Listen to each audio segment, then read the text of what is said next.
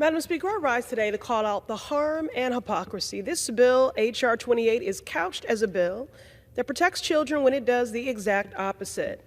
Madam Speaker, this bill not only erodes federal protections for our kids, it puts the physical and emotional safety of every child in our public schools at risk. Imagine you are 8 years old, trying out for the soccer team, and your coach demands that you show them your genitals. That is abuse. That is exploitation. That is egregious. But it is exactly what this Republican bill does. It allows adults, not medical professionals, just random adults, to demand to inspect your child's genitals without parental consent. As a survivor of a near decade of childhood sexual abuse, and as a bonus mom to a school-aged daughter, I am horrified. To the members of Congress who support this legislation, you are putting the safety of children across this nation at risk. And why? Because you want to vilify and harm trans kids. Children who should have every right to show up in this world and live and thrive like anyone else. You are punching down on the most vulnerable and exacting harm on everyone. I would ask my colleagues, have you spoken to any of these children? How about their parents? They pose no threat to you, but you pose a threat to them, denying them their health care, isolating them from their friends, creating conditions for bullying and even suicide ideation. You are posing a threat to every child who wants to step onto a soccer field or pick up a softball bat in this country. I urge my colleagues to vote no and speak out in strong opposition to this disgusting predatory bill that does nothing to keep a single child safe.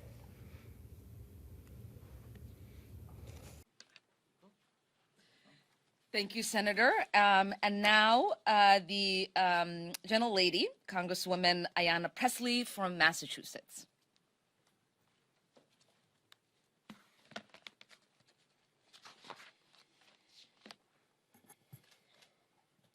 Good afternoon, everyone.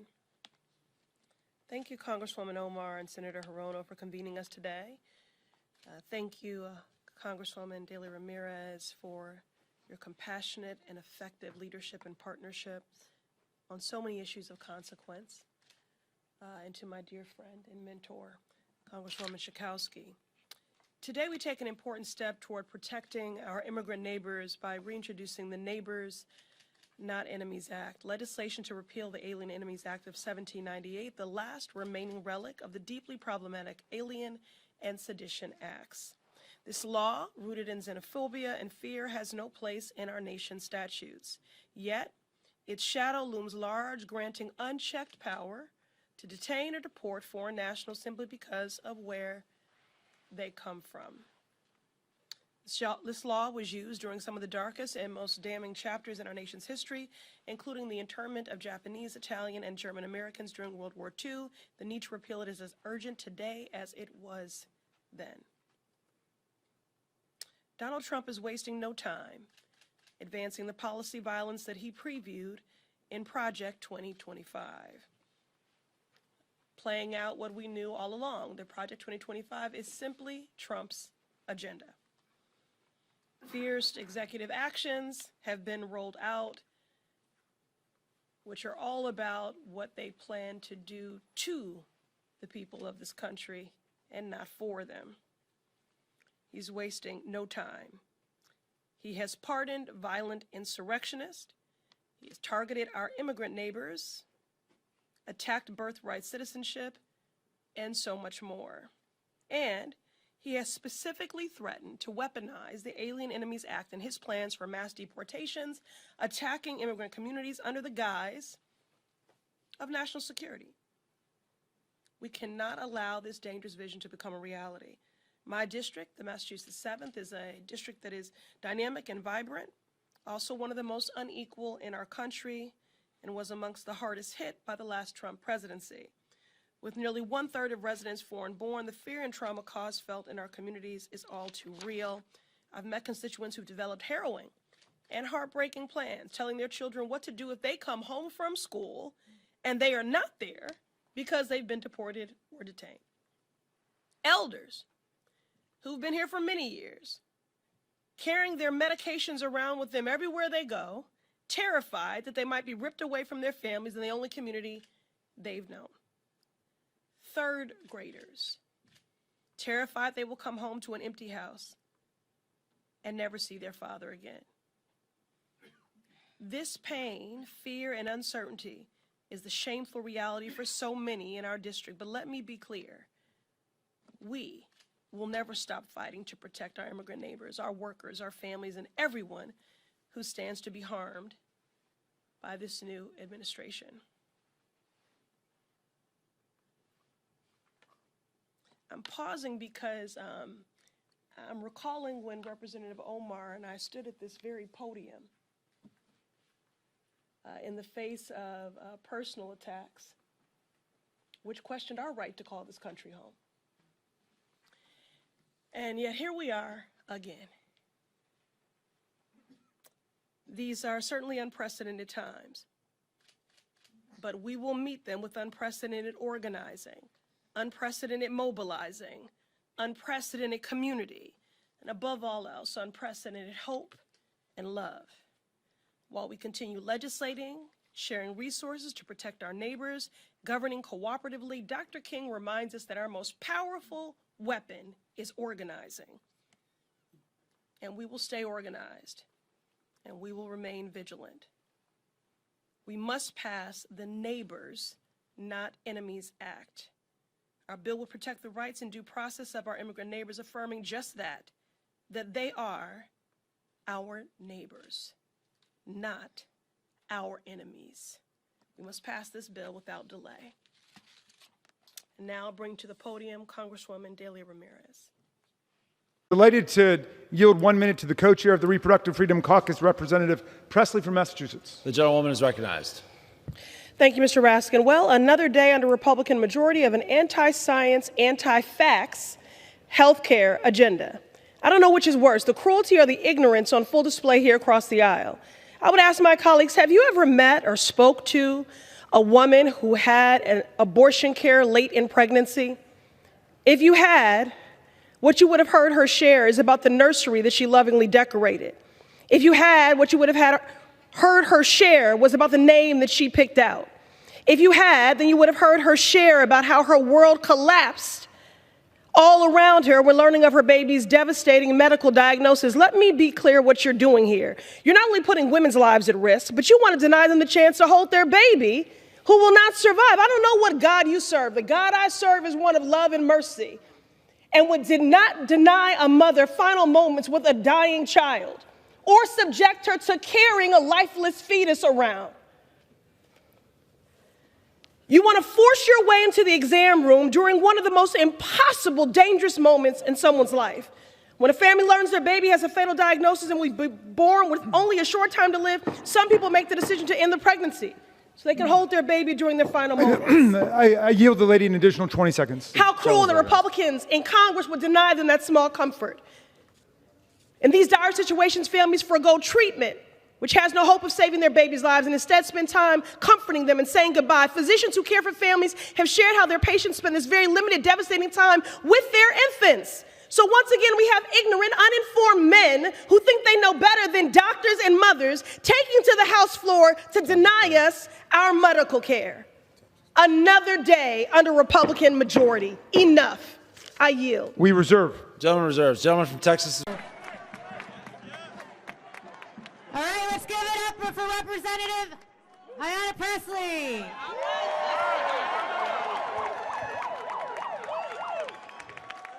First of all, happy Black History Month, which is American history. There's a sign back there that says DOGE actually means dangerous oligarchs grab everything. Well, ain't that the truth? I am so tired of these billionaire boys and their grubby little hands grabbing at everything. Hands off our bodies, hands off our data, hands off our tax refunds, hands off our Social Security checks, hands off our Constitution, hands off our democracy, hands off. As a proud member of the Committee on Oversight, I'm here for some real-time congressional oversight. And you are a beautiful sight to see, and you prove that the power of the people has always been greater than the people in power. That was true in Seneca Falls. That was true in Selma. That was true at Stonewall. And it will be here true today.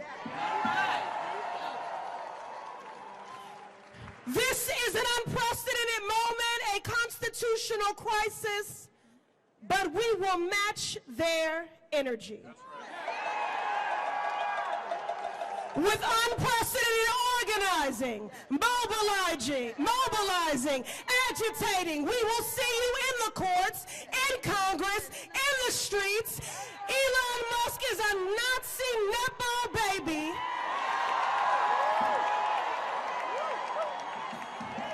A godless, lawless billionaire who no one elected. Elon, this is the American people. This is not your trashy Cybertruck that you can just dismantle, pick apart, and sell the pieces of. And I want to say to our Republican colleagues, pay attention. We're here today in the hopes that you will see the light. But if you do not see the light, we will bring the fire. Resist!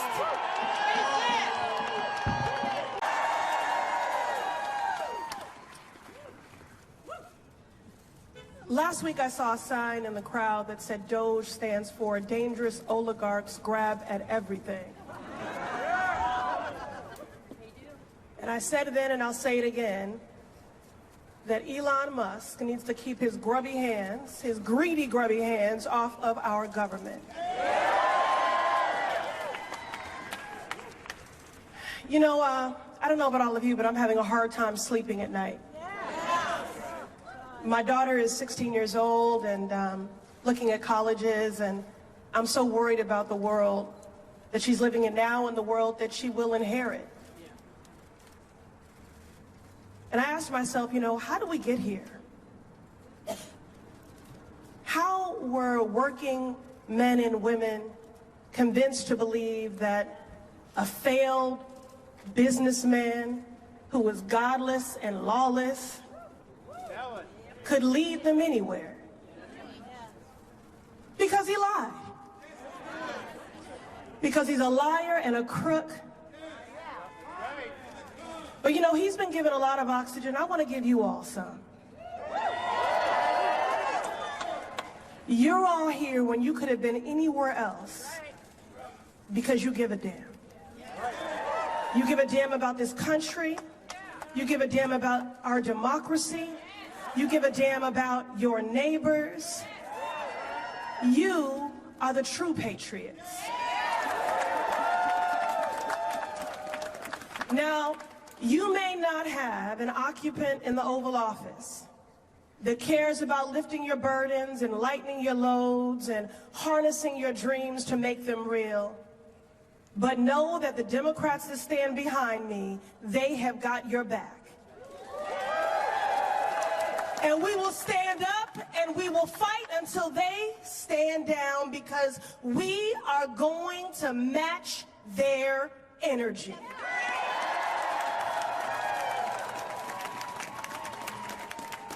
Elon Musk and your muskrats.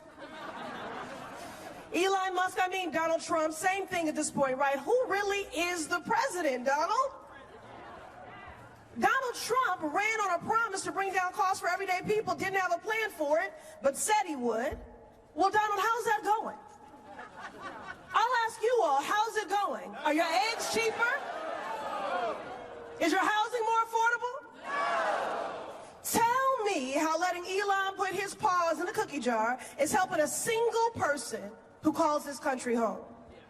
Families are struggling, the rent is too damn high, the cost of groceries is too damn high, the big banks and giant corporations are all too eager to nickel and dime hardworking people. And you know what has been a saving grace for families trying to hold on to a buck? This small but mighty government agency, the Consumer Financial Protection Bureau. Now look, those of you watching, you may have never heard of them. You know, isn't it just the truth that you don't know how much you benefit from your government or your democracy until someone comes through with a wrecking ball and creates a constitutional crisis with an unprecedented power grab? You've never heard of them, but trust me, they've been working hard for you, the people, for over a decade. They are the same agency that got banks to cap overdraft fees. They take on scammers that are after our elders' money. They stop the medical debt from dinging your credit report. They go after banks that practice lending discrimination. This is what we're going to dismantle? What in the hell kind of government efficiency is that? No justice for scammed elders? Look, let me tell you something. I'll take a bit of umbrage here. I'll speak on behalf of my colleagues. I think I can say we are all willing to work with anyone who's serious about doing the work of censoring the American people and advancing progress. But they are not serious. This is not about government efficiency. What kind of efficiency makes people hungrier, poorer, and less safe? The CFPB are watchdogs fighting for the people, so no wonder Elon and Donald want to gut it.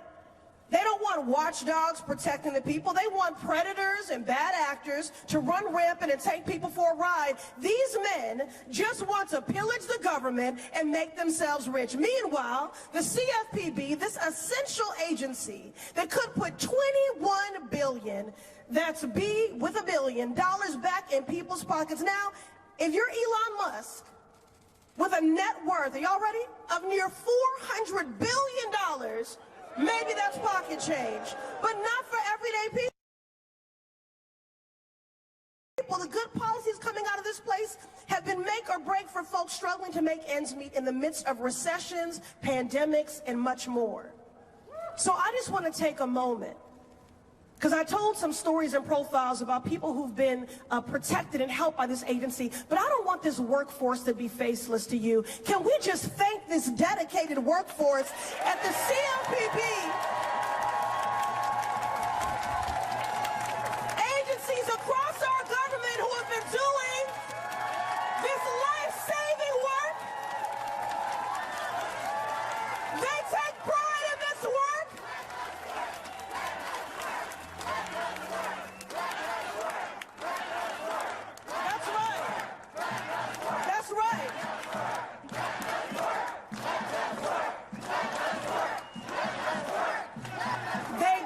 Life-saving work, and this is also about their lives and their livelihoods as well. So we're grateful to them in the midst of this unprecedented assault on our democracy. And I want to say to them, the uncertainty and fear that you are feeling today is real. But I want you to know that every single person here and then some has your back. And we are going to litigate, legislate, agitate, and resist, because you are worth it. So we will see you in Congress, in the courts, and in the streets.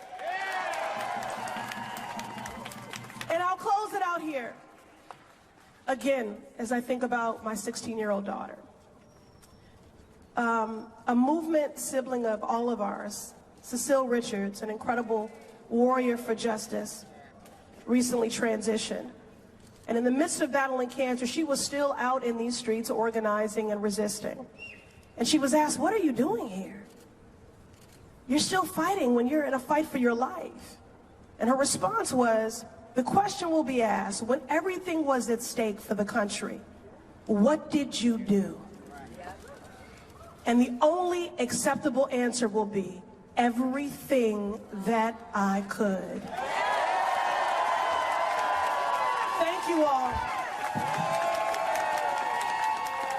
Massachusetts, Ms. Pressley is recognized for 5 minutes. Thank you to our witnesses for joining us today. There's so much excitement around digital assets, especially cryptocurrency, understandably so. Cryptocurrency is the new thing, it's shiny, it's flashy. People on the internet are always telling stories about how much money they're making on their investments in the latest coin. But the stories that stick with me the most are not on social media posts. They're the ones that I hear in community or that come to my office as casework, like the college student whose digital wallet was drained and they don't know who to turn to for help, or the elder who lost everything when responding to text messages from a number that was pretending to be their grandchild in order to set up a crypto access account. These stories and many more are the heartbreaking reality of crypto scams, and I believe we all, government and industry, should do everything we can to stop them. Mr. Kim, you are the president and acting CEO of Crypto Council for Innovation. Do you think it is important for government to play a role in reducing scamming and fraudulent activity through cryptocurrency? Thank you very much for your question, Congresswoman. As a general matter, it's extremely important for any counter-illicit activity to be stopped, and CCI is committed to coming up with policy solutions. My opinion is that the best way to accomplish this is through a comprehensive federal framework for both market structure and payment stablecoins to make sure there are consumer disclosures, that there are consumer protection standards, and all of this information can help prevent scam. At CCI, we run different types of educational aware campaigns with our members to make sure these types of scams do not come to be. In the US, centralized exchanges, as my colleague to the right of me mentioned, they are subject to robust AML CFT oversight, but no amount of counter-illicit activity is acceptable, and CCI is committed to working with you and your office to making sure that we promote awareness and education to best stop consumer scams. Thank you. My next question is for the entire panel of witnesses. So please raise your hand if you oppose crypto scams and support protecting consumers. Excellent. Let the record reflect that every single witness today raised their hand. I'm glad we can all agree on that, but it's not enough to simply talk about it. We need to be about it. And that's why I want to bring attention to the Consumer Financial Protection Bureau. This small but mighty government agency is one of the top watchdogs fighting hard for working class people and their bank accounts. And that's precisely the reason Elon Musk is trying to kill it. If you're not familiar, the CFPB has put $21 billion, that's with a B, dollars back in people's pockets. And when it comes to digital assets, CFPB collected data from consumers and found that 40% of crypto asset complaints were about fraud and scams. They then use that information to develop resources for consumers and prioritize regulations for crypto firms to reduce predatory behavior. But the agency is now under attack. Elon Musk and his so-called DOGE bros have kicked out the employees, locked the door, and stopped all the work from continuing. They did it with the blessing of our scammer and harmer-in-chief, Donald Trump. Earlier this year, Trump launched his own cryptocurrency meme coin. He promoted it on social media and people invested in it, but then it quickly lost value, roughly 40%, when Trump insiders pulled their money for a profit, resulting in working class people stuck with the losses. It was a scam. So let's be clear. On one hand, Donald Trump will steal from people through a crypto scam. On the other hand, the hard-working staff at CFPB will fight to get people their money back. And that's why we need this essential agency to be reopened to finish its necessary work. Mr. Massad, the Consumer Protection Financial Bureau, before it was attacked by Elon Musk and DOGE, proposed that crypto payments are subject to the Electronic Fund Transfer Act. Why do you think that is important? Well, I think, Congresswoman, thank you for the question. I think we have to have a complete framework of regulation, and particularly given the fact that the industry likes to push back against whatever regulator is trying to do something. And to your point about shutting down the CFPB, we cannot build strong financial markets if we're going to sort of regulate by a pendulum swing, sort of go way over here, one administration, then go way over here, the other administration. I mean, reasonable people can disagree with some of their rules, but you don't shut down the agency. Thank you. I yield back. The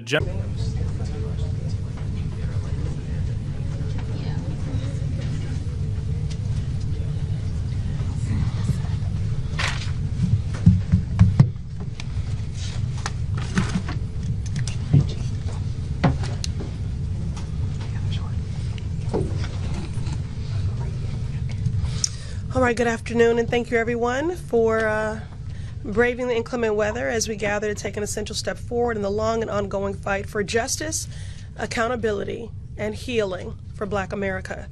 Today, I'm deeply honored to reintroduce H.R. 40, historic legislation to establish a federal commission to examine the lasting legacy of slavery, to develop reparations proposals for descendants of enslaved Africans. It is an honor to inherit the privilege of carrying this bill forward.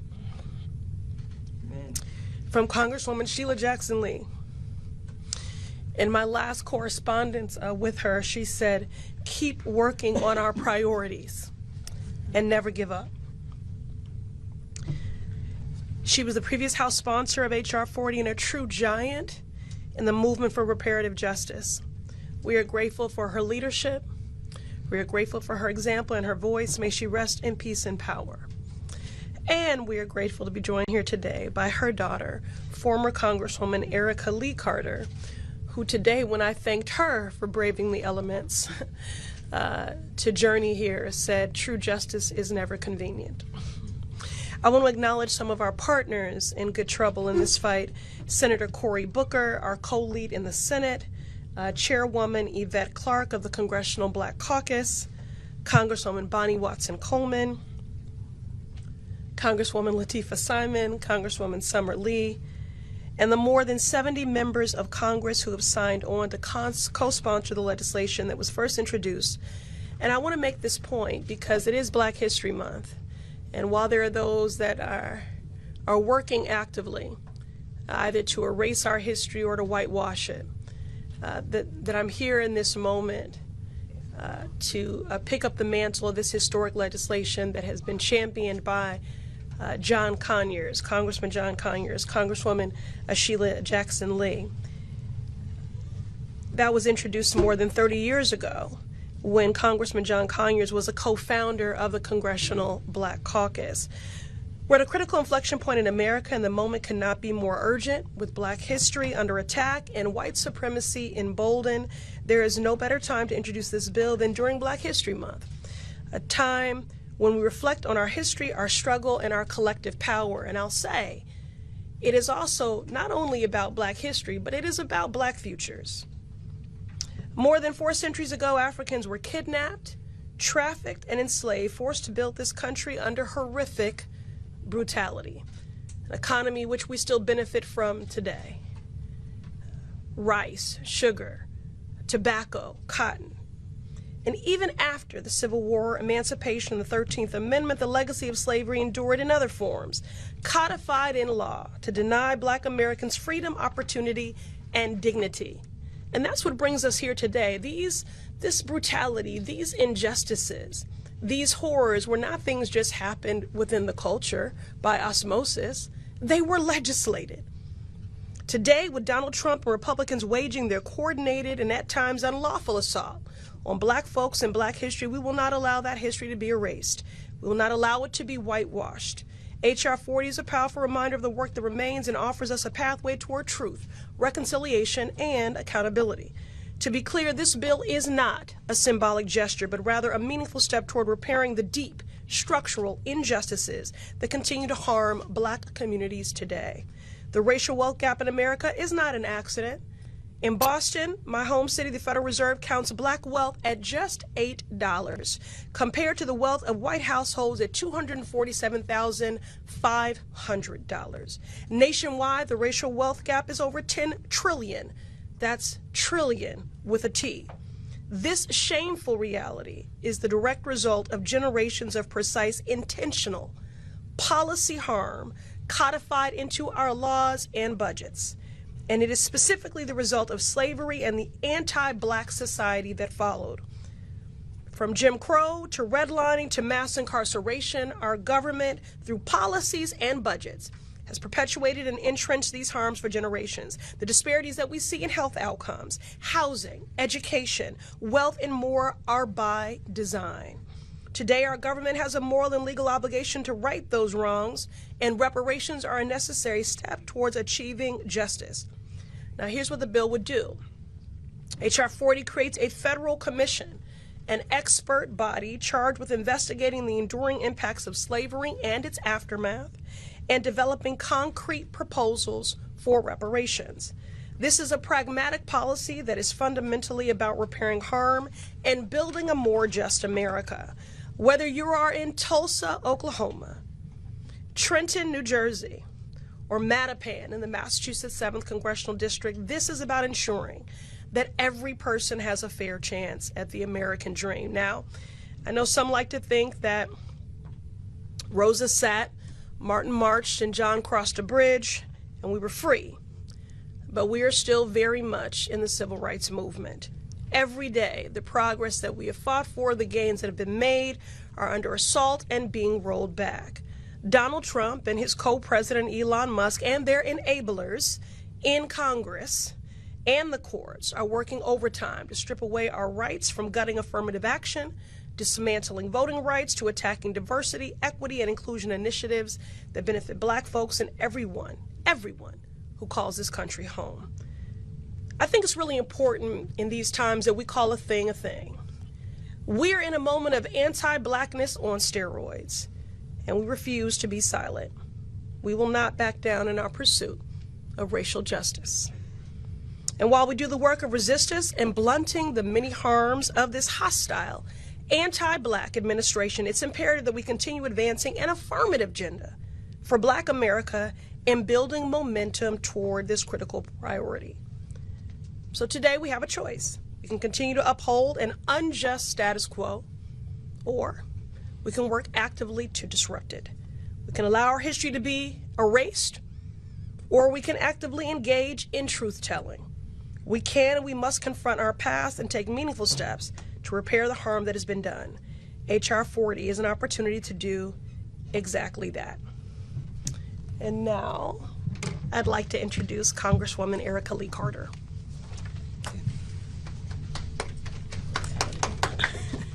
Thank you. Good afternoon. I am former Congresswoman Erica Lee Carter of the 18th Congressional District of Texas, and I am the surviving daughter of the phenomenal Congresswoman Sheila Jackson Lee. May we forever say her name.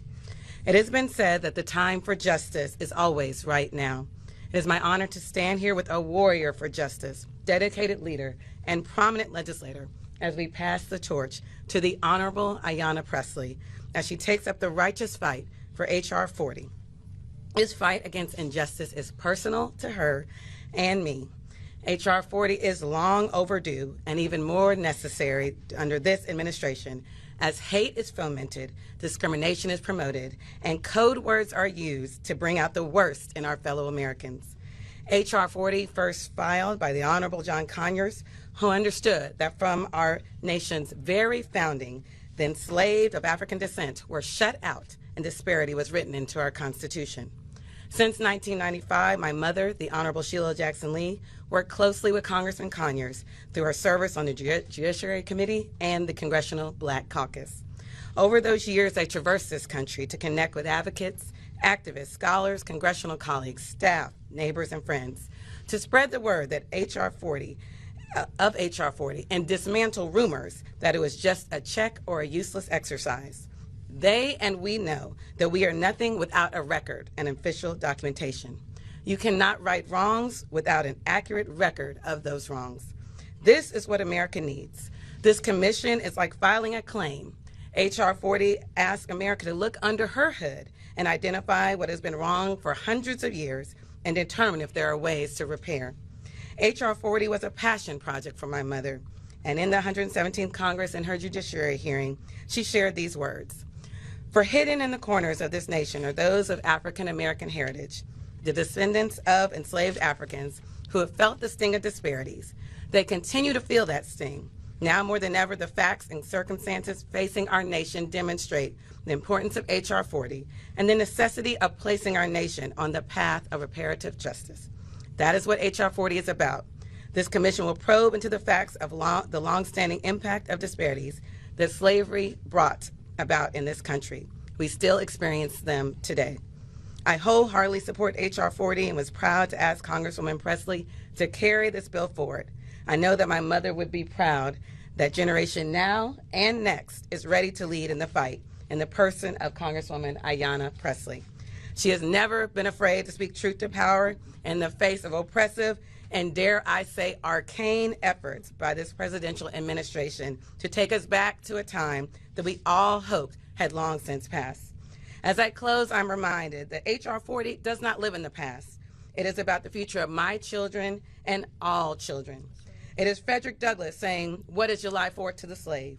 And Honorable Barbara Jordan asking America to live up to her promise.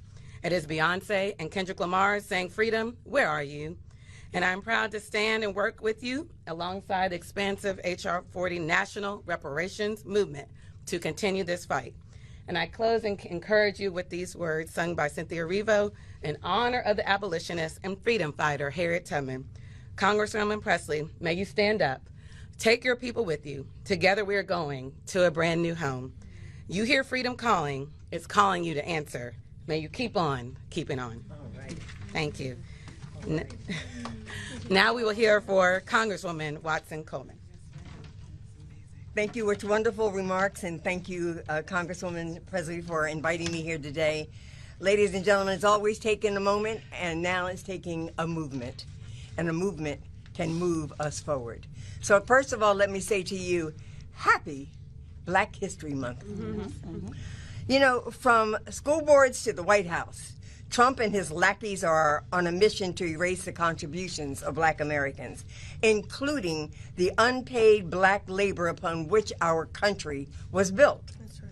We won't allow this history to be erased, because when Black history is erased, when the value of the contributions of Black Americans is dismissed, it's that much easier to dismiss the value of Black lives. Black excellence scares Donald Trump.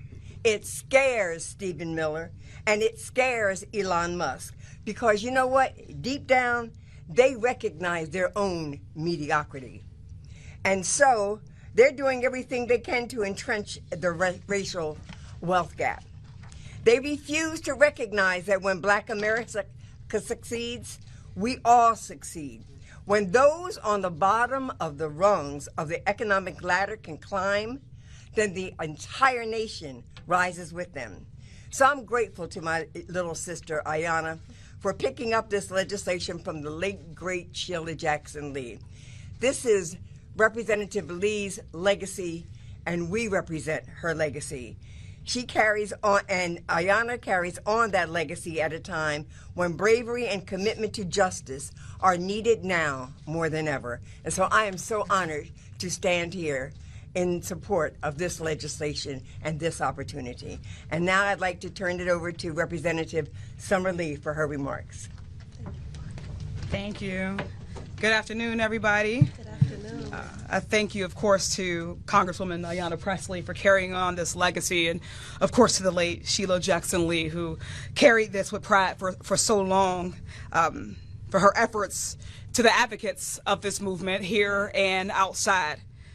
Happy Black History Month. Happy Black Futures Month, in an era, of course, where Black history is attempted to be erased, to obstructed, or whitewashed. The America we know today was built on the brutal enslavement and trafficking of stolen Africans forced to build this country on their literal backs. Despite, however, what Trump and his anti-diversity, anti-equity, anti-inclusion cronies want you to believe, this is American history. Its impact is the American status quo. It's unjust and it is wrong. No matter what anybody says, the history of America is the history of America. Right. And acknowledging that history is not a threat to the present. Would argue that ignoring that history, however, is a threat to our future. No matter how many attempts they make to whitewash this history, the blood of our enslaved Africans ancestors can't be erased from this land. We must acknowledge that. We must acknowledge that the systemic racism that has denied Black folks the ability to thrive and to survive in this nation to this very day. We see it and we feel it every day because the barriers put up in place by our own government, because of redlining, because of predatory lending, because of inequitable funding schemes for our schools are very real. Our government, no matter who is in power, has an obligation to right these wrongs, to provide reparations for descendants of enslaved Africans, to eliminate the racial wealth gap, to uplift the Black community. White supremacy is rampant in this country. Just look at the current administration and our own legislative body. They have contributed to the social and economic harms, to racial terror Black folks have experienced in this country. Now, more than ever, we must acknowledge and repair those harms. HR 40 is one tool that brings us closer to righting those wrongs. And if we're truly going to address the racial and economic injustices rooted in this country, we must start here. I urge my colleagues, not just here, but throughout this body, to pass, to support HR 40, to support and pass reparations. Thank you all so much. And next we'll have Representative Jonathan Jackson. Thank you. Good afternoon and happy African American History Month. I'm proud to be the representative from the 1st Congressional District of Illinois. Illinois has the honor of starting African American History Month with Dr. Carter G. Woodson, an African American young man that was born in West Virginia, went to the first integrated college in America, Berea College in Kentucky. From there, he went on to the University of Chicago, where he created his thesis that he had to show the truth of American history. When African Americans are distorted, deleted, this becomes propaganda, not history. He's the second African American to earn his PhD from Harvard University, so I'm very proud. Also proud to be from Illinois, which houses Evanston, Illinois, where they started the tangible effects of this reparations work, and they have gained tremendous steam. Now this conversation is taking place in New York State, Illinois, and California. As we speak right now, there are commissions in Palm Springs and Fulton County, Georgia, as well as in Amherst, Massachusetts. This is a nationwide program and it is gaining steam. This is happening nationwide. And why do I support HR 40? It's healing. When the truth comes out about the nation, it heals. When there's reparation, when there's been repair for the atrocities of slaveries and all of the ills that happened, this is the solution. And so I'm not here to fix the blame. We didn't create the history. I'm here to fix the problem. This solves a problem that persists in zoning and taxation and economic development. I'm also a proud co-chair of the Diversity, Equity, and Inclusion Caucus. We are not going backwards following that of Mr. Donald J. Trump and his administration. We believe diversity is good for all. We believe that equity, equality is good for all. We believe that having an opportunity to be inclusive is important for all. So I stand on those values. HR 40 stands on those values. I thank the tremendous legacy of Congresswoman Sheila Jackson Lee. I thank the inspiration of Congressman John Conyers. And although it's now touching ground, starting in Evanston, 100 localities across America are now picking this up. It's time for the federal government to act on this same legislation. And I am not concerned about the timing. We repair whenever its harm is due now. That's right. The second part is, it took us 246 years to go from 1619 to 1865. We are resilient. We are in this for the long haul. We will not stop fighting until there is justice. Sorry. Thank you, sir. Hello, good afternoon. My name is Latifah Simon, and I'm coming from California's most progressive district, in fact, the nation's most progressive district, Barbara Lee's former district, our forever Congresswoman. I was sworn in just 5 weeks ago, and I'm so honored, Ms. Pressley, that you gave me the opportunity to speak today, and your role on the judiciary is so important now more than ever. When we think about many organizers who grew up in the movement in the last 30 years, we think of Sheila Jackson Lee as our Ella Baker.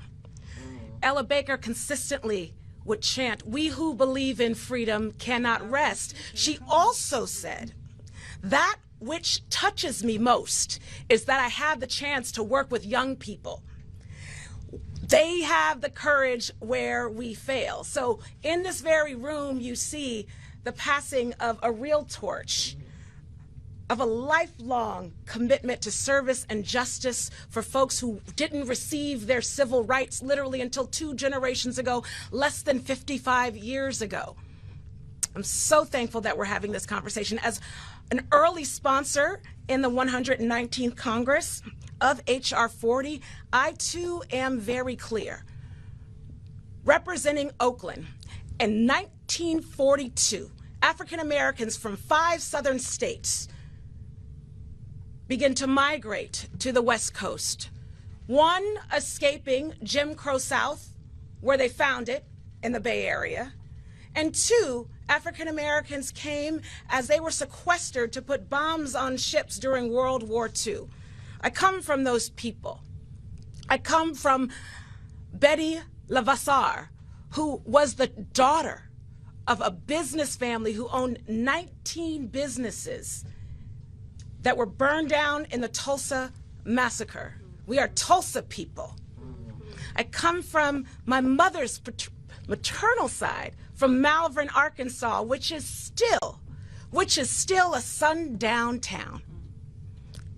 Right now, I come from a mother who had a mother who cleaned houses all day and was not able to attend to her own, and who died because she didn't have opportunities to go to a non-segregated hospital. She left my mother as an orphan at 8 years old. So when we talk about the idea of bringing forth a bill that every member of Congress should vote on to understand, effectuate, and socialize and study how we can move a country from tyranny, subjugation, to economic prosperity, it's clear. The history is clear. I'm extremely excited that we're going to bring this bill to the floor, and we'll be able to show who really cares about this country, who really cares about the descendants of slaves who built this here Capitol. I'm so proud of the Congressional Black Caucus and our willingness to stand up in a time where Black erasure, Latino erasure, Native American erasure, Asian American erasure, LGBTQ erasure is the agenda du jour. Not only will we fight back, we will win. Today, as we announce this movement to move forth this bill, young people in this country, fear not, because this movement will grow. It will continue. Not only will you be in the streets demanding justice, you should know that we will be here in the United States Capitol as members of the United States Congress, saying what Miss Lee said every single day, saying what Ella Baker said every day, saying what Fannie said every day. We who believe in real freedom, real true equity, we will not rest. We owe not just our ancestors of late, we owe our mothers, every single member in back of me. Their mothers were born in segregation. Our mothers, not great-grandmothers, were born in policies that followed chattel slavery. But we will endure. I have no doubt. We will endure. Not now is a phrase that King said consistently, but we will endure. Thank you so much. And now we'll hear from the chair of the Congressional Black Caucus, Yvette Clarke. Good afternoon, everyone, and thank you for joining us today. I'm Congresswoman Yvette D. Clarke, and I proudly represent New York's 9th Congressional District, which is located in Central and Southwest Brooklyn, and I'm also the chair of the Congressional Black Caucus. On behalf of the entire CBC, I'd like to thank my esteemed colleagues, Representative Ayanna Pressley and Senator Cory Booker, for their leadership in reintroducing H.R. 40 legislation to finally establish a federal commission to address and explore reparative measures for the lasting impact of slavery, systemic racism, and racial discrimination in Black America. I'd also like to take this opportunity to recognize and thank our former House colleague and co-lead on H.R. 40, Congresswoman Erica Lee Carter. Yes. I want to thank her for her leadership and for joining us today, as well as our colleagues who are arrayed here. It is an honor to be here today in support of this important and transformative legislation, which the CBC has championed for decades as part of our unending mission to improve the lives of Black Americans in this country. As we celebrate Black History Month, I am also reminded of those who have led this legislation on behalf of our caucus for many years.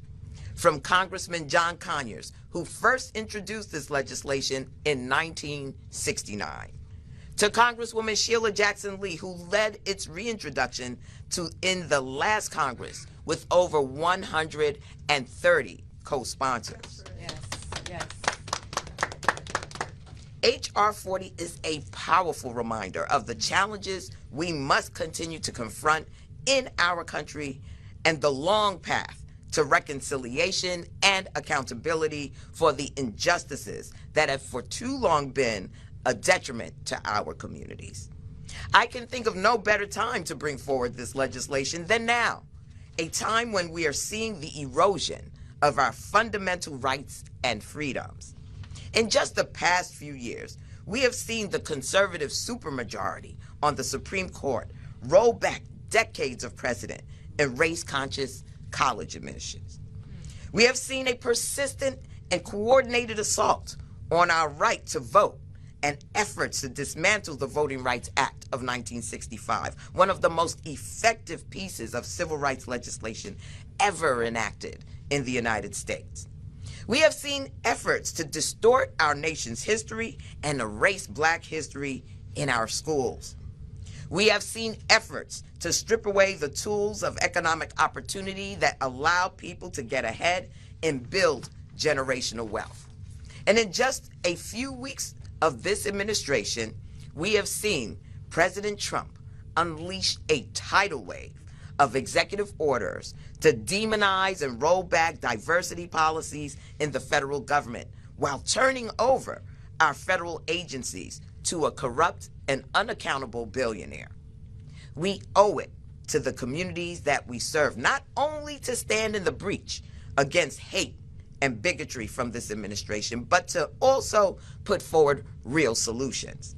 Solutions that lower costs, solutions that close the Black-white wealth gap, solutions that make buying and owning a home a reality, and solutions that rectify long-standing issues that make the American dream unattainable for far too many Black Americans. The CBC remains committed to building momentum for this legislation and keeping it at the forefront of our national agenda until it is passed. I want to thank again Congresswoman Pressley for her graciously picking up the mantle on behalf of our dearly departed friend and colleague, the late Congresswoman Sheila Jackson Lee. We've got work to do in this nation, and H.R. 40 for our communities is the North Star.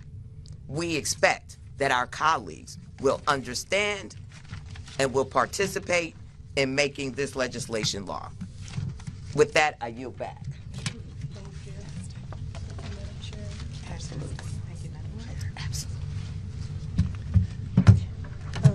Yes. Congresswoman, thank you so much for hosting us today. In the many postmortems of the 2024 election, there are establishment voices in your own party that have said that race-conscious policies are bad politics. And we have seen a retreat from elevating these issues. What is your message to fellow Democrats who would say that now is not the time to be talking about reparations for Black Americans? Well, Dr. King reminds us that the time is always right to do what is right. And Coretta Scott King reminds us that freedom is never really won. You earn it and win it in every generation. You know, I'm very clear about the fact that the path to justice is not a linear one. And so we're here to do that work. And I think it's important, while we are actively blunting the coordinated and unrelenting assaults from this hostile administration, that we are actively advancing an affirmative vision for this country and for this party. I would also add that I do think race-conscious policies are responsive policies. I am asked about HR 40 in community in the Massachusetts 7th Congressional District by people of every walk of life, every race and ethnicity, every gender identity and expression, because they are simply people of conscience. I've always said that policy is my love language. And the reason I say that is because the majority of the harms that have been caused, particularly that have been foisted onto Black Americans, were legislated. So if we can legislate hurt and harm, we can legislate justice. Amen. We can legislate healing. And we're certainly long overdue. And for those that would say we need to just get over it, that's interesting. When as a nation you are benefiting right now from an economy that was built on the brutalized backs and the indignities and the horrors of chattel slavery and our African ancestors. Congresswoman, you got emotional when discussing taking up this mantle from Congresswoman Sheila Jackson Lee. Can you elaborate on what that means to you personally? And given that this bill has been introduced for generations, are you thinking about new ways to elevate HR 40? Well, I'll in a moment turn it over to the Congresswoman here, but I got emotional because I'm humbled and because I feel a tremendous amount of responsibility. These are unprecedented and deeply consequential times. And I'm also emotional because I just was thinking about the labor of love that HR 40 was for Sheila Jackson Lee. As far as what I'll do in this moment, in the same way that I've championed the Equal Rights Amendment and gender equality being enshrined in our Constitution, I'm not afraid of hard fights. I'm not deterred by challenging landscapes because I've always believed that the power of the people is greater than the people in power. And I'm so glad that Congresswoman Summerlee spoke to the advocates and the movement, because we are grateful for the leadership of the lawmakers, the Black history makers who have shepherded and stewarded this. But there is a movement, as Congresswoman Jackson spoke to, that continues to gain momentum throughout the country. So it's not just Black folks that are self-interested in this. This is people of conscience that recognize the power and the necessity of the work of truth and reconciliation and healing. And there is precedent. We have done this for Native American, for Indigenous people. We have done this for Japanese Americans. So when people say, well, my family didn't own slaves, why should I care about this? Well, you know, we were able to do truth, reconciliation, and the work of the reparative work for Japanese Americans. You know, and not everybody played a role in that either. So that is what brings us here today, and I'm excited to do the work of intentional and inclusive movement building and to appeal to people of conscience. Yes. Thank you all so much for doing this. You mentioned that there are a lot of advocates in the movement who support this work, who are outside partnering with you all in this work. A lot of folks that I talk to also feel a sense of hopelessness right now, feel a sense of fear, a sense of anxiety. Could any of you paint a picture of what an America with reparations looks like for folks out there who are looking for a vision, something to latch on to give them hope to get through these next 40 years, get through this next season as you all work to advance this piece of legislation? Yeah, come on. Thank you. Thank you so much. This is a national as well as an international movement. Evanston, Illinois is minority African American, majority white. Our great abolitionists, historical brothers that are coming out today, they're on the same side of history. Amherst, Massachusetts has already started a commission, not exactly an African American town either. So this is happening in 100 localities across the United States. So there are people of goodwill that are rising up. And some people simply don't have the courage to come forward and speak truth to power. Truth is on our side. We come to comfort those that are disturbed and disturb those that are comfortable. Truth will be our ally. So that's the side that we're standing on. And this has been international phenomenon as well. This is written into the Constitution in so many ways in the country of Brazil that had to go through massive land reform after their history of slavery. This has been written into the Constitution for repair in the Constitution in South Africa. This has been written into the Constitution in India to have more diversity, to have more inclusion, to have more equity. And so this is simply we're asking to start the study. We cannot deny our history going forward. And like I said, it took us 246 years to get from 1619 to 1865 after the Civil War is over. It took us 346 years to get from 1619 to 1965 when we had our voting rights fully restored. And now Mr. Trump has blown that away. So we're saying we can't go back any further. And I can't say how proud I am to be working with Congresswoman Ayanna Pressley. I wanted this bill so bad for myself, but I am even more confident this is in great hands. And I thank the Congresswoman Erica Jackson Lee for having put it in Ayanna Pressley. So I stand beside her, I stand with her. And like I said, this next phase that Ms. Ayanna Pressley is carrying forward started in Evanston. Repair is already being redressed. They've dispersed over $16 million in the city of Evanston, Illinois. And other cities are now being able to model that same sort of legislation. So I thank Robin Simmons and others in Evanston, and they're setting the path, and now other communities are coming forward. May I say something? Yes, of course. Because you asked what should black people be feeling? I'll say something. As we can move forward in advancing this bill and having these discussions and elevating these conversations, black people in particular know that there is a fight on their behalf. They know that there is healing that is necessary. It is understood. It is appreciated and respected.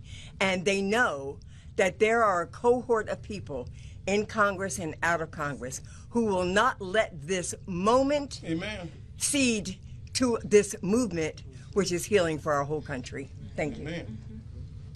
And I would just add in terms of, you said, folks are feeling helpless, and I co-sign everything that my eloquent colleagues offered here. I just want to reiterate again, it is so important. I mean, black people, look, we are magic. We are miracles. We have resilience. We're hardwired. It's in our, our ancestral DNA. But we cannot only do the work of resistance. It is important to advance a vision of another world that we believe that is possible, and we have to name that in order to manifest that. A world where black boy joy is a rite of passage, a world where black men grow old, a world where you can be black and birthing and safe and sacred, and that is a right and not a privilege, a world where we pass on not generational trauma, but generational wealth, health, and black joy. So we're naming that. So that's what I do think is possible if we dig deep and people of conscience come together and honor the will of the majority of the people who call this country home to do this work of truth, reconciliation, and repair. That's right. Amen. Amen. Would you like to say something? Oh, yes, of course. I just want to thank all of my mother's colleagues. I agree with all of it. And she would say, we may be bowed, but we are not broken. And I just love that health, wealth, and healing, and love, and black joy. And for my two children, her grandchildren, they need all of those things. Thank you. Thank you. Thank you. I think one thing that I would love to share, Ms. Pressley, with the folks gathered here today, this vision that Ms. Pressley illustrated is one that can be real. It can be real. We are standing here in Washington, D.C., where Howard University was built so that black men and black women could attend university, because there was a time when they could not. The medical school was developed, as was Meharry, because young black scientists could not go, and this wasn't 300 years ago, could not go to university to heal folks in their own communities. We're extending a vision of putting together a commission not just to study, but making the record clear that women like Rosa Parks weren't just tired. Women like Rosa Parks, and Rosa Parks herself was an NAACP investigator, investigating the rape of black women by Klansmen. She was a trained organizer and activist, and she created an opportunity along with thousands of other folks across the South to Black history, which is American history, is torn from the pages of K through 12 and from our community colleges and our state and private universities. What we are asking, what we are demanding is the truth. Is the truth, the explanation, and the healing, the process towards a family's life where that young mother knows that she can attend university. That process where that black mother in the rural South knows that she has health care that will strengthen her. That process where that young woman knows that her son will not be beaten and killed by the folks who are sworn to protect him, that we can't go back to a Jim Crow United States. We cannot go back to an apartheid United States. This commission will not only provide recommendations, but will push for public policies on the state, local, and federal level that ensures and enshrines that we are all truly free and that no public or private institution can deny us full participation. You see, this is where we are. This is truly where we are. So that vision of a beautiful life, when we talk about joy, when we talk about a young person who is living in public housing now who doesn't have transportation to their schools, and their mother works 3 jobs and they're truant, and their mother is trying her best to figure out a way forward, this commission will tell our stories and really, truly, hopefully, move to a place where our existence in this country is what is enshrined on the Statue of Liberty, that we are all truly worth dignity, justice, and the opportunity to live a life that is efficacious and brilliant and prosperous. And when we hear Representative Pressley talk, we actually see that that is, in fact, the future. She is that future. She expounds that. She brings us all together as organizers, as did Sheila Jackson Lee, as did Shirley Chisholm, and all of the African-American women who came before us. This is a commission that will tell the truth, write the story, and create, again, a real way forward for folks to ensure that their great-grandbabies won't have to live in a segregated north, south, east, or west, that we can all truly have deep opportunities to move forward and to be our very, very best collectively. Thank you, Ms. Pressley. Absolutely. Thank you. Okay, yes. Have you been able to talk with any Republican colleagues who might be able to work together with you on this legislation, or do you have any reason to believe some of them might be on board? Well, this is a day one in a new, iteration of our advocacy here. So we already have over 70 co-sponsors. I'm going to be working actively to enlist more. And again, I in the same way that I feel voting rights, gender equality, and so many other issues of consequence are not partisan issues. These are simply American issues. And so I will be, I will ask everyone. I will ask everyone. Going off of that a little bit, can you obviously this has been reintroduced over the last 30 years. Talk to us just about the challenges that maybe, you have learned about from what Congresswoman Lee, had passed on, and tried to fight for this over the last 30 years. What challenges do you have to overcome to get to the next step, to get this to the House floor? The last question. Sure. Well, first, I think there's an education component that is really essential here, because a lot of people think this is simply about a check being cut and arriving at a number, and that's not what this is. This is a federal commission to examine the lasting legacy and the vestiges of slavery, to develop proposals for reparations for African American descendants of enslaved people. And that commission would be 15 members, 3 members appointed by the president, 3 members appointed by the Speaker of the House of Representatives, 3 members appointed by the President pro tem of the Senate, and then 6 members shall be experts on racial justice economics, civil rights, reparative justice, and related fields. So I think that's our first priority, is to educate people, because there's a lot of misinformation about what is HR 40 and what, again, just the bones and what constitutes it. Secondly, people probably think the chances of this happening are not high. So we have to give them the education about the fact that momentum is on our side. And there are efforts, successful efforts of redress, successful task forces, including in the city of Boston, which is home to the Massachusetts 7th Congressional District. So we have to tell that story, that there is momentum.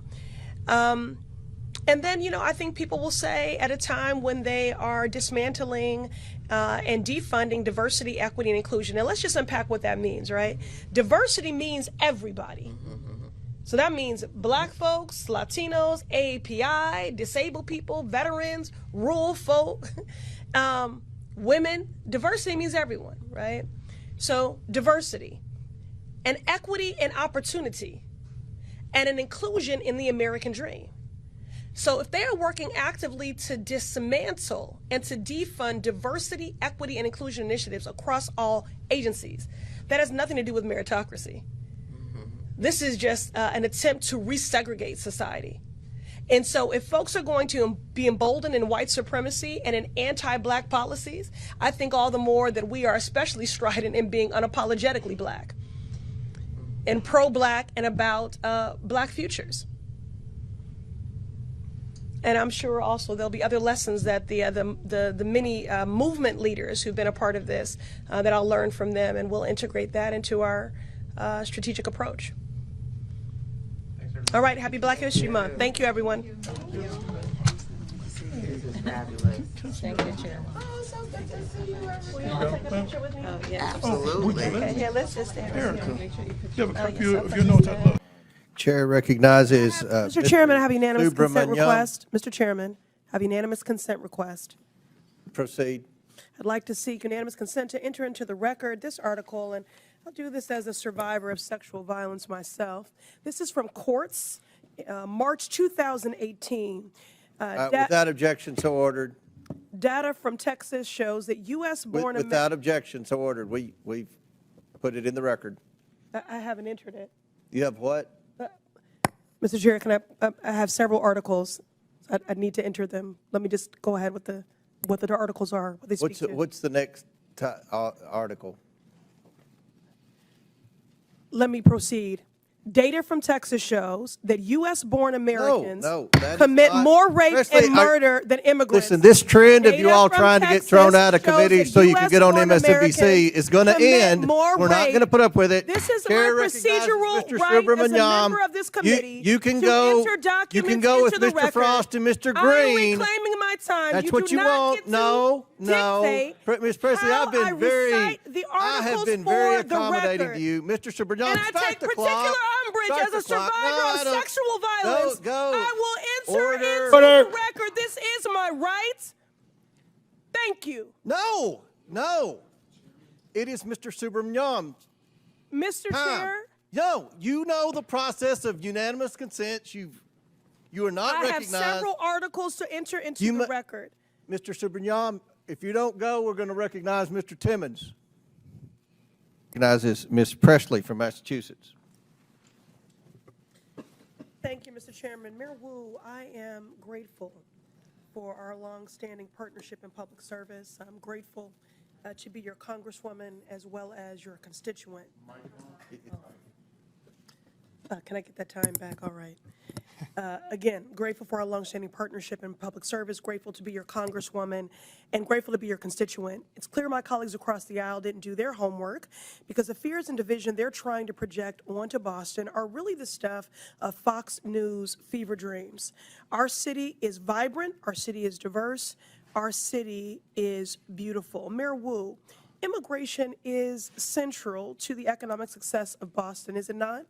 Absolutely. All of our key industries, whether it's healthcare, life sciences, higher education, financial services, everything that we do depends on immigrant residents and the contributions that they make.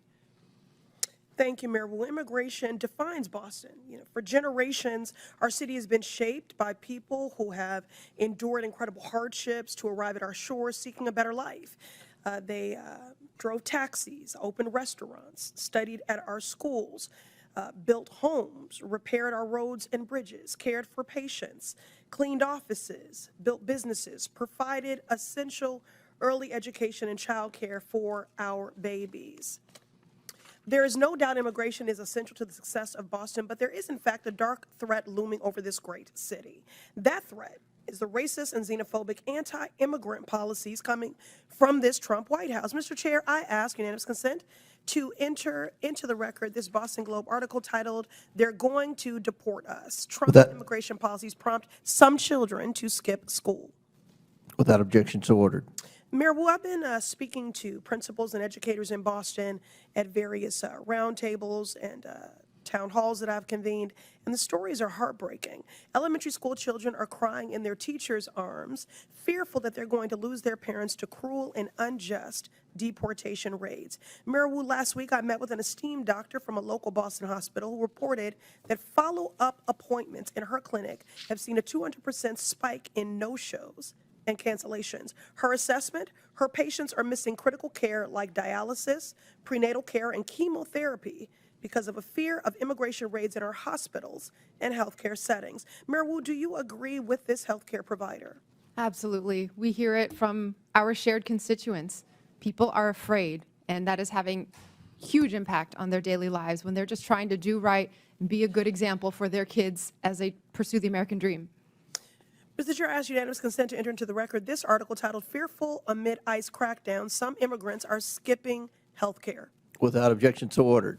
So here we have a man who thinks he is king, screaming anti-immigrant slurs from the Oval Office, and what it has done to make Boston safer. Nothing, not a thing.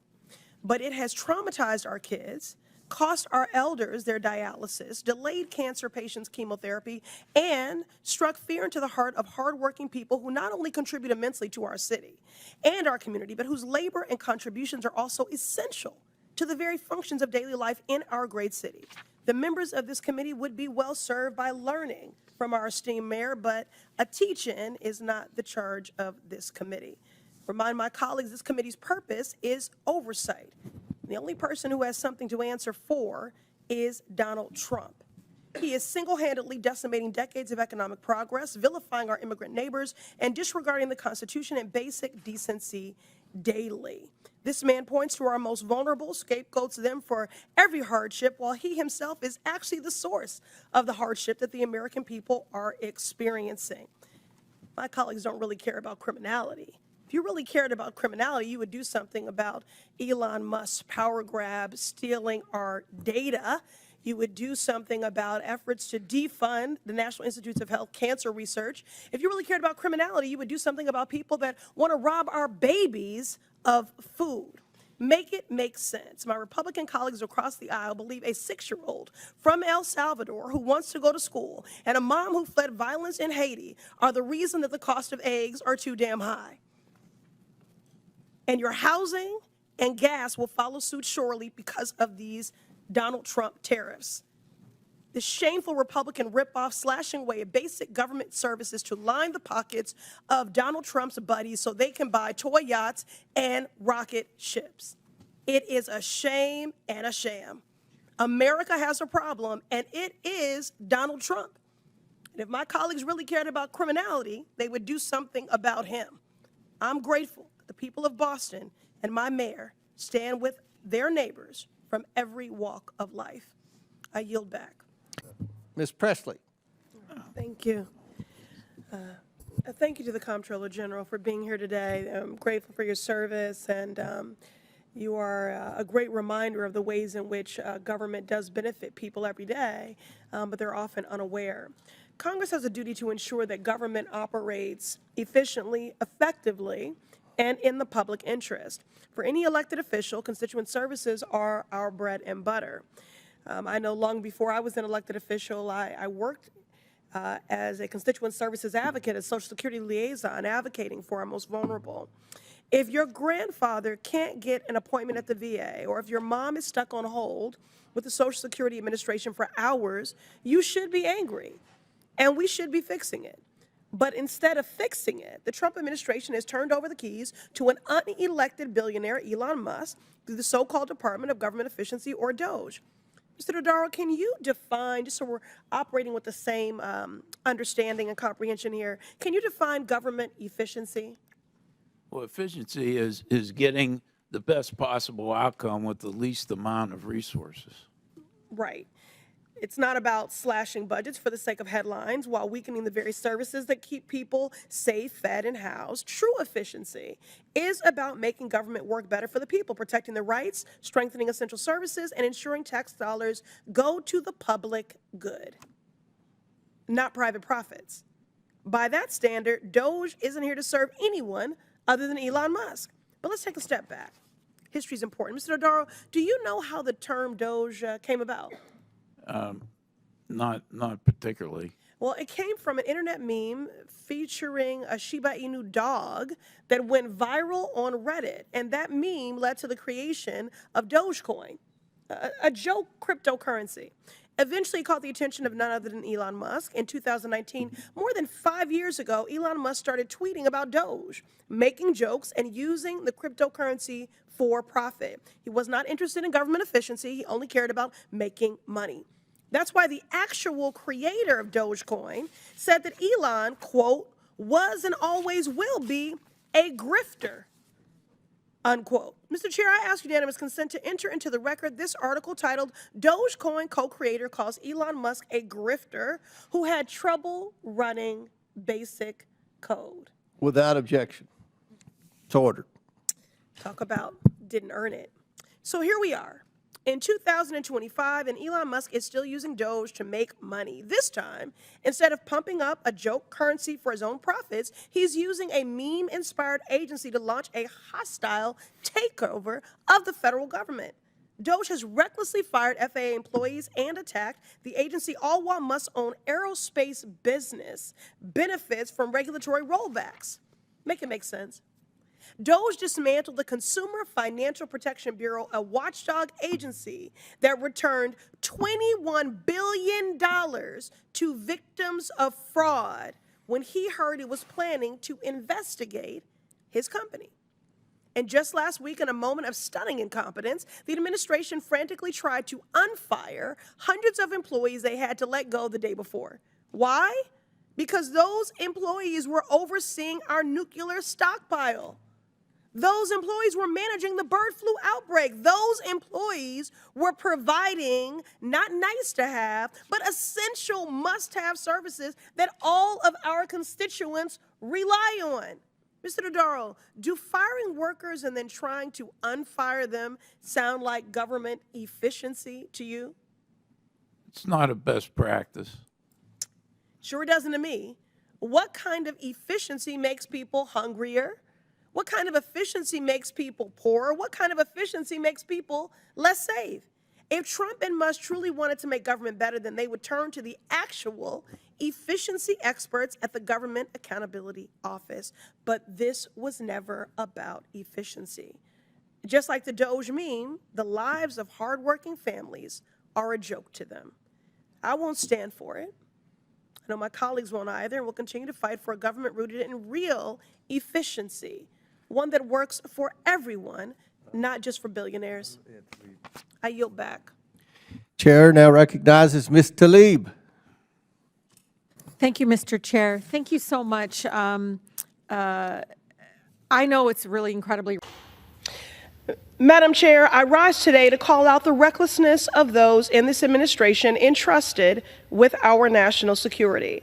I did not think I would see a day where someone with the highest security clearance is using a phone messaging app to treat matters of national security with such blatant disregard, celebrating with emojis in a group chat as they unlawfully authorize military actions.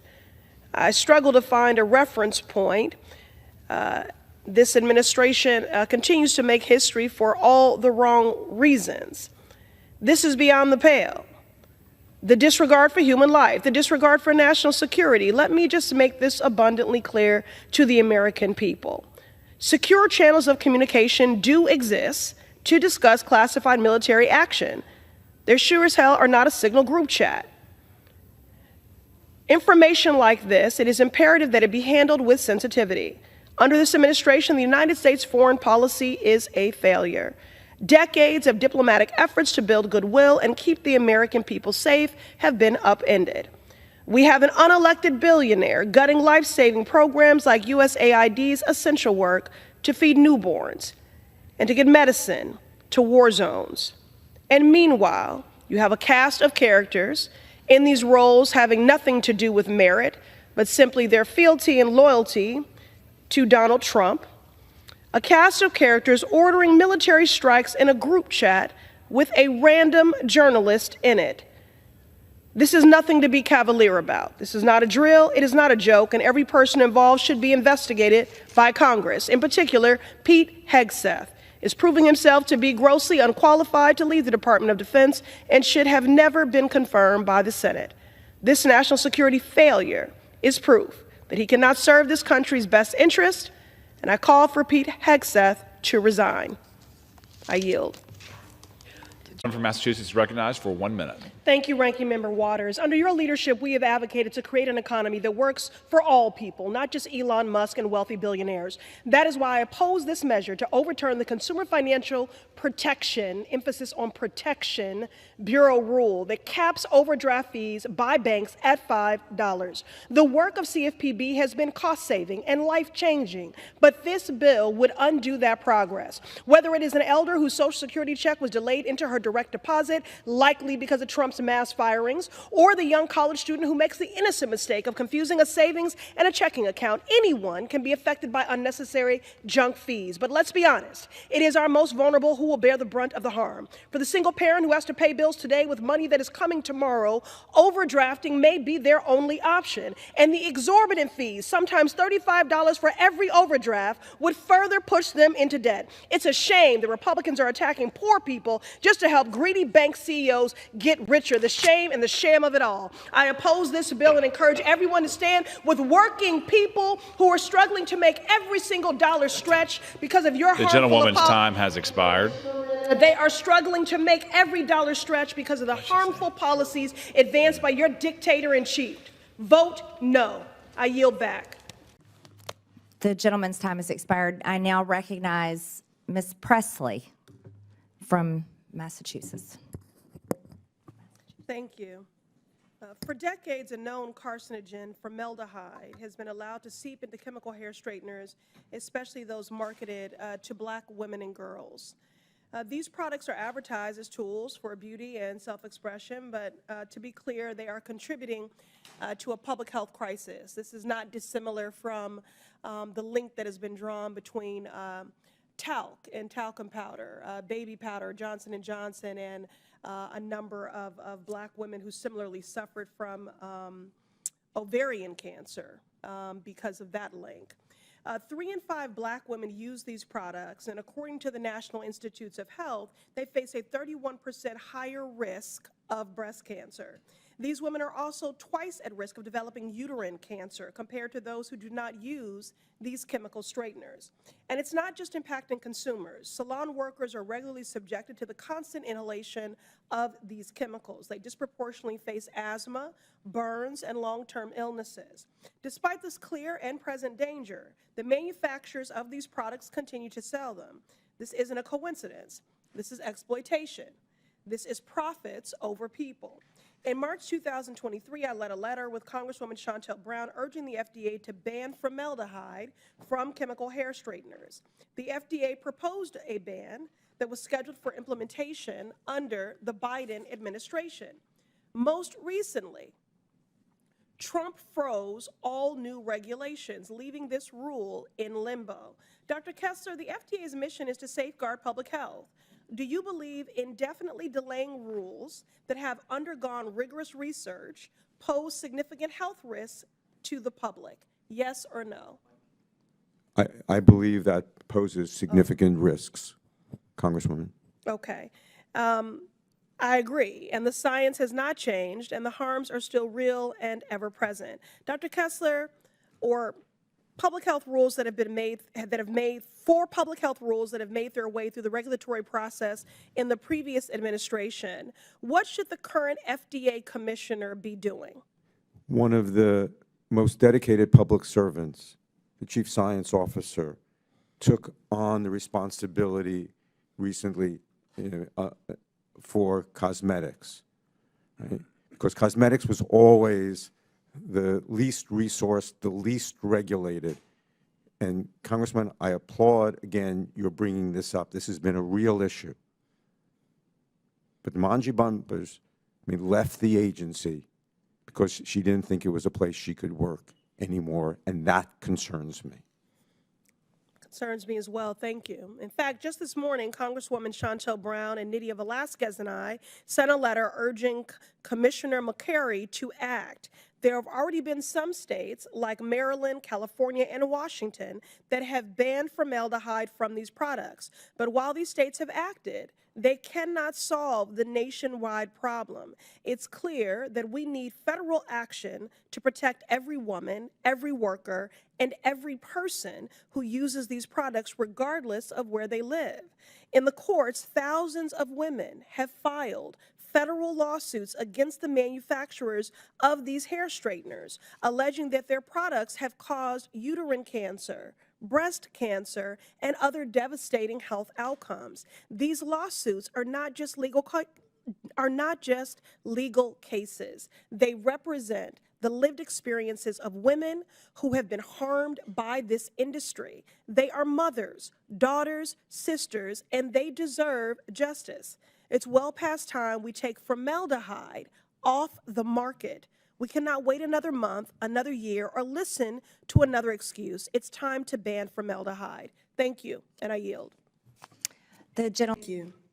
Secretary Pressley, you have heard from Democrats publicly, and I'm certain you've heard from Republicans privately, that this administration's reckless and chaotic tariff policy is wreaking havoc on our economy. Rather than delivering stability for our country, this Trump tariff tantrum has been inconsistent, counterproductive, and disconnected from reality. In my district, the Massachusetts 7th, I'm hearing it from everyone. Small business owners are reeling from the unpredictable on-again, off-again tariffs. They're holding back on expansion, delaying hiring, and bracing for the impact. Local and state officials are telling me about the effect tariffs will have on our state budget. Simultaneously, Massachusetts will see energy bills increase while revenue from tourism will decrease. But I want to focus on the constituent outreach that I've received from everyday families who are just fighting to make ends meet. Yes or no? Mr. Secretary, do you know what a car seat is? I have 2 children, yes. I figured as much.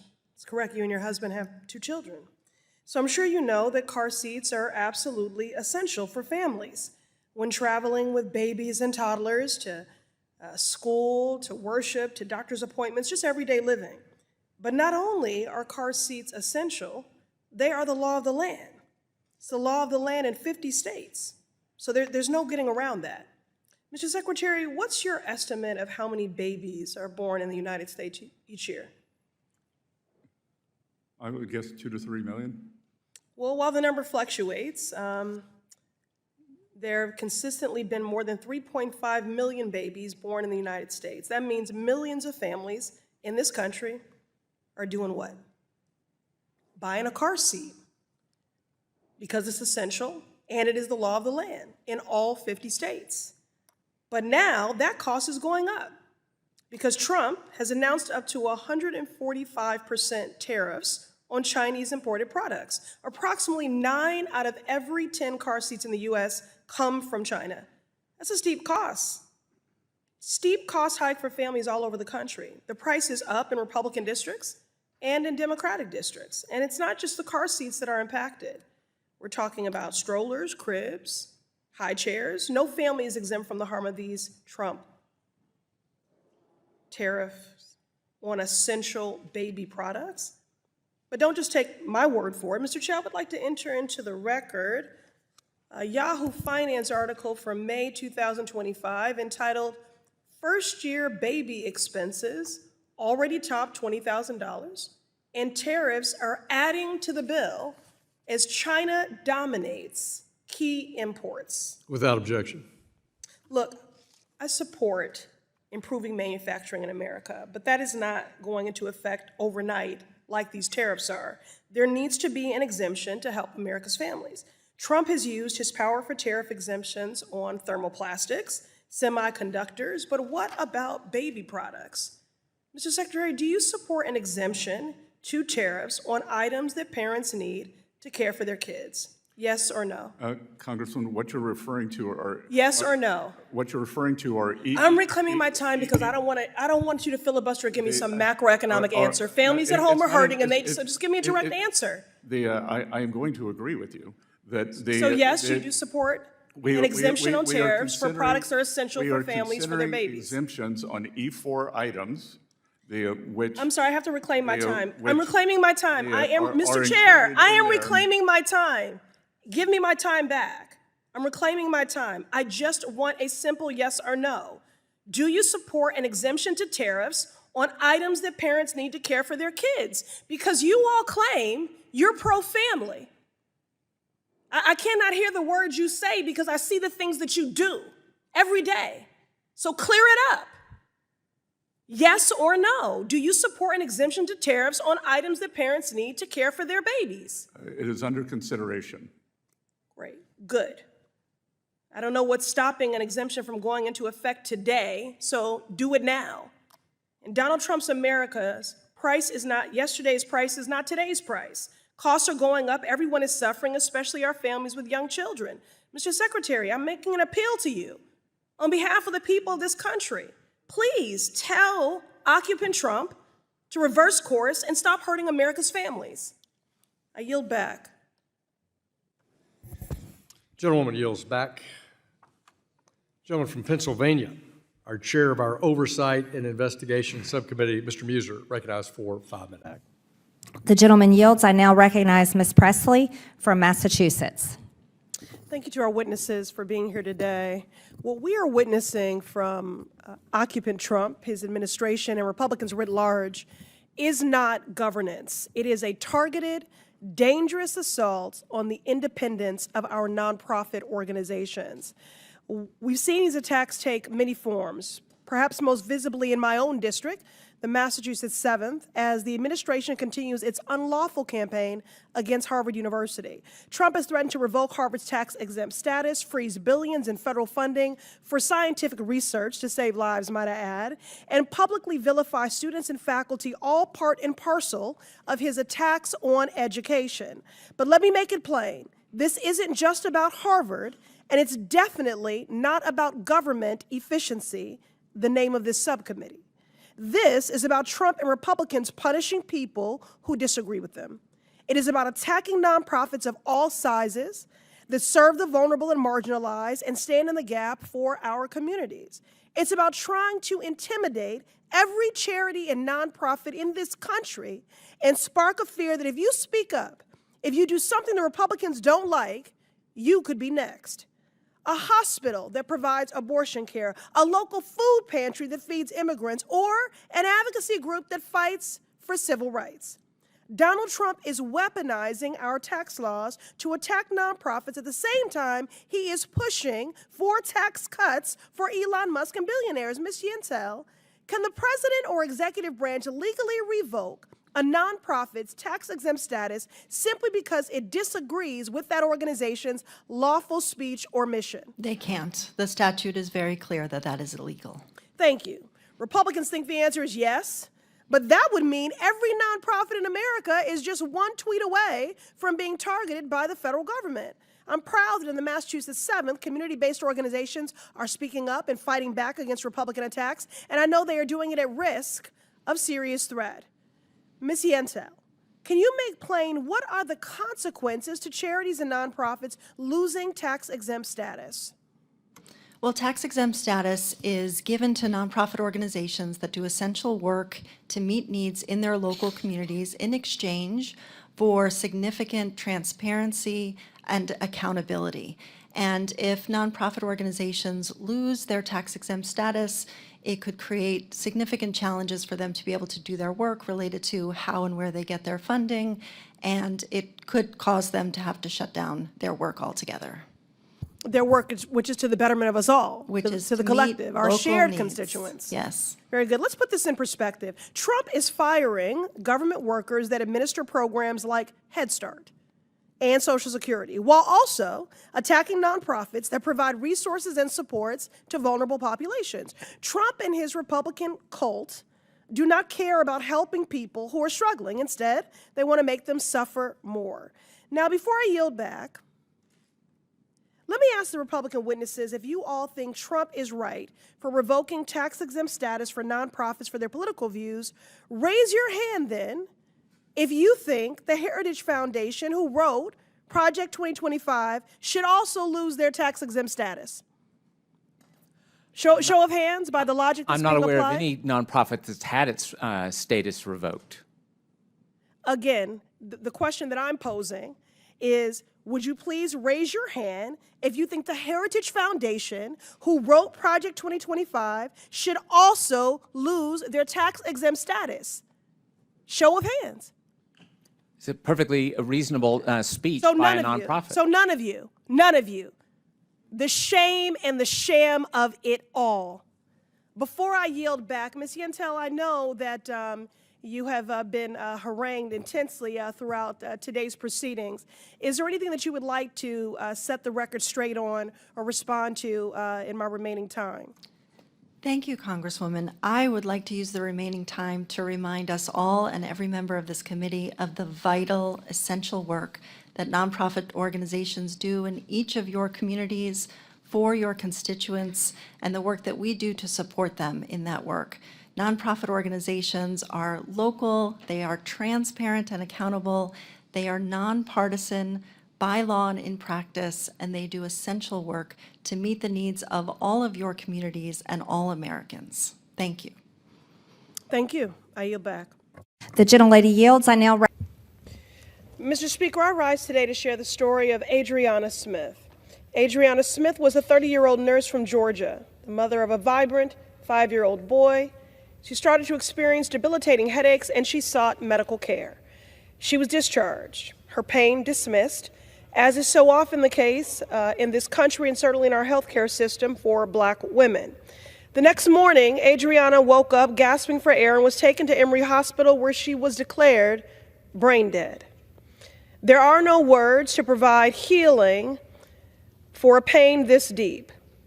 A dedicated and loving mother, a compassionate nurse, gone at the age of 30. In the days that followed, Ayanna's family and son should have been able to make a solemn, independent decision about what happened next as they celebrated her life, as they mourned this devastating loss, as they pieced their lives back together and began helping their 5-year-old cope with the grief and loss of his precious mother.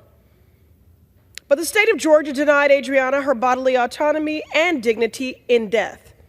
In the days and weeks that followed, her family found themselves in a desperate battle with Emory Hospital. The hospital believed that the anti-abortion bill that Georgia enacted in 2022, following the gutting of Roe v. Wade, tied the hospital's hands, mandating that Ayanna's body, her brain-dead body, remain hooked to machines, not because there was any chance of survival. She had already transitioned, but because Ayanna was 9 weeks pregnant, about a month past a missed period, Ayanna's body has been turned into an incubator. An incubator with no medical rationale, no ethical reason, and no compassion. Mr. Speaker, from the days of enslavement, Black women's bodies have been subject to medical abuse, assault, and degradation in this country. We are more likely to die in childbirth. We are routinely denied medical care. We are dehumanized. And like the case of Ayanna Smith, our bodies and our dignity are desecrated in death. This is cruelty, the latest episode in a long history of the experimentation and exploitation of black bodies. I grieve for Adriana's family for the torture they are experiencing, layered with the daily uncertainty they are navigating as they try to do right by their daughter and lay her to rest peacefully. Her parents are by her bedside. Her 5-year-old asks, "When will mommy wake up?" Adriana should be here today. Her blood clots treated, her voice trusted, her pain believed. She should be decorating a nursery for her little son with her family and celebrating her son's last day of kindergarten. But Adriana's body lies hooked to machines in a hospital bed as part of an unjust medical experiment for more than 3 months. No family should have to endure this. None of us are free until all of us are free. I yield. From Massachusetts. Ms. Wojcicki, you claimed that 23andMe is all about consumer empowerment, but most people ended up actually exploited, not knowing that they signed up to have their genetic data auctioned off to the highest bidder. We're not just talking about email addresses. We're talking about names, birth dates, genetic lineages, literal DNA. Data that implicates entire families, not just the person who gave the sample. Ms. Wojcicki, can genetic data, even if de-identified, be linked back to individuals? I appreciate that question. Could genetic data be linked back to individuals? You would, you can link back. Your DNA is your DNA. If I have a way of matching it to something that potentially connects to you, then you could potentially identify. So the answer is yes. The answer is yes. The genetic data, even if de-identified, can be linked back to individuals, just the science.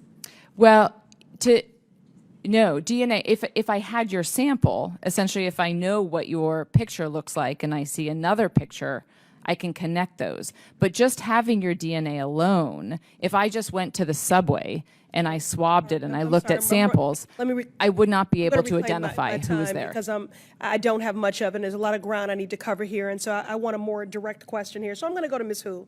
Is de-identified genetic data truly anonymous, or can it be traced back to individuals? Ms. Hu. Thank you so much, Congresswoman. I'm not a scientific expert on that exactly, but there has been research on the limits of de-identification and also the risks of re-identification. All right, fair enough, yes, it absolutely can. With just a few pieces of additional information, like zip codes, gender, or 23andMe's Find Your Relative feature, it becomes easy to re-identify people and to expose their personal health information. 23andMe's privacy agreement talks about anonymous data, but DNA can never truly be anonymous. That is the point. Now, Ms. Wojcicki, you said a limited number of customers were compromised by the data breach, but the truth of the matter is that out of the 15 million people who trusted this company, half of them, 7 million, had their data exposed. So that's not inconsequential, it's deeply consequential. And now that same data can be sold off to a for-profit pharmaceutical company, so you can understand why people are rushing to delete their accounts. But the thing is, when people have tried to log in and delete their data, they received error messages and then the website crashed. That is not okay. Your company is preventing people from deleting their information. Mr. Savage, it's time to put people first. Will you contact each of your customers seeking consent for 23andMe to continue holding their data? Yes or no? It be a simple opt-in communication that you send out before any bankruptcy sale. I want to really underscore that. Congresswoman, we first have sent a notice out to all of our customers via email, notifying them of the sale, and that a second email is currently going out this week, notifying that their sale is reclaiming my happening. time. Please just answer the question, yes or no, okay? Will you commit to contacting each of your customers seeking consent for 23andMe to continue holding their data? This should be a simple opt-in communication that you send out before any bankruptcy sale, yes or no? Congresswoman, it's not that simple. We believe we've already Why received not? that These consent. people are deserving of this, these assurances and this insurance. They're already, they've been violated in so many ways here. Ms. Wojcinski, will you amend your bid to commit to a similar consent requirement then? I don't believe I can talk extensively about my bankruptcy, about the bid, but I can say in the past, for example, when we did the GSK partnership, we proactively communicated with all customers. I know that. With that I link. know that. I know that. I know that. It's not good enough. It's not good enough. It is just not good enough. People trusted you with their more personal information. Show them you respect them. They do not need your apologies anymore, and they don't need your sympathy. What they need is legal protection. So if you're not able to protect the 15 million people and their families who trusted you, this company should not exist. The breach of data, the breach of civil liberties, the confusion this has caused for millions, it might just be time to give it up. I yield back. Chair now recognizes. A couple of unanimous consent requests. The first is from Law and Crime magazine. Judge rebukes Department of Justice explanation for ignoring the court order. Without objection, ordered. Subhead is the government again evaded its obligations. The judge upbraids the Trump administration's woefully and insufficient explanation for flouting his court order. The second one is from NBC News. Trump administration's threat to suspend core U.S. legal right sparks outcry and alarm. Without objection, so ordered. Chair now recognizes Ms. Pressley from Massachusetts. Thank you to our Democratic governors for being here today. This hearing is an utter and complete waste of your time. It is a waste of taxpayer dollars. Republicans have called you here alleging that you are circumventing federal law. You are not. But you know who is the poster child, who is violating federal law daily? The current occupant of the Oval Office, Donald J. Trump. To make matters worse, these hardworking governors had to leave their states to be here in a moment when their work is incredibly difficult.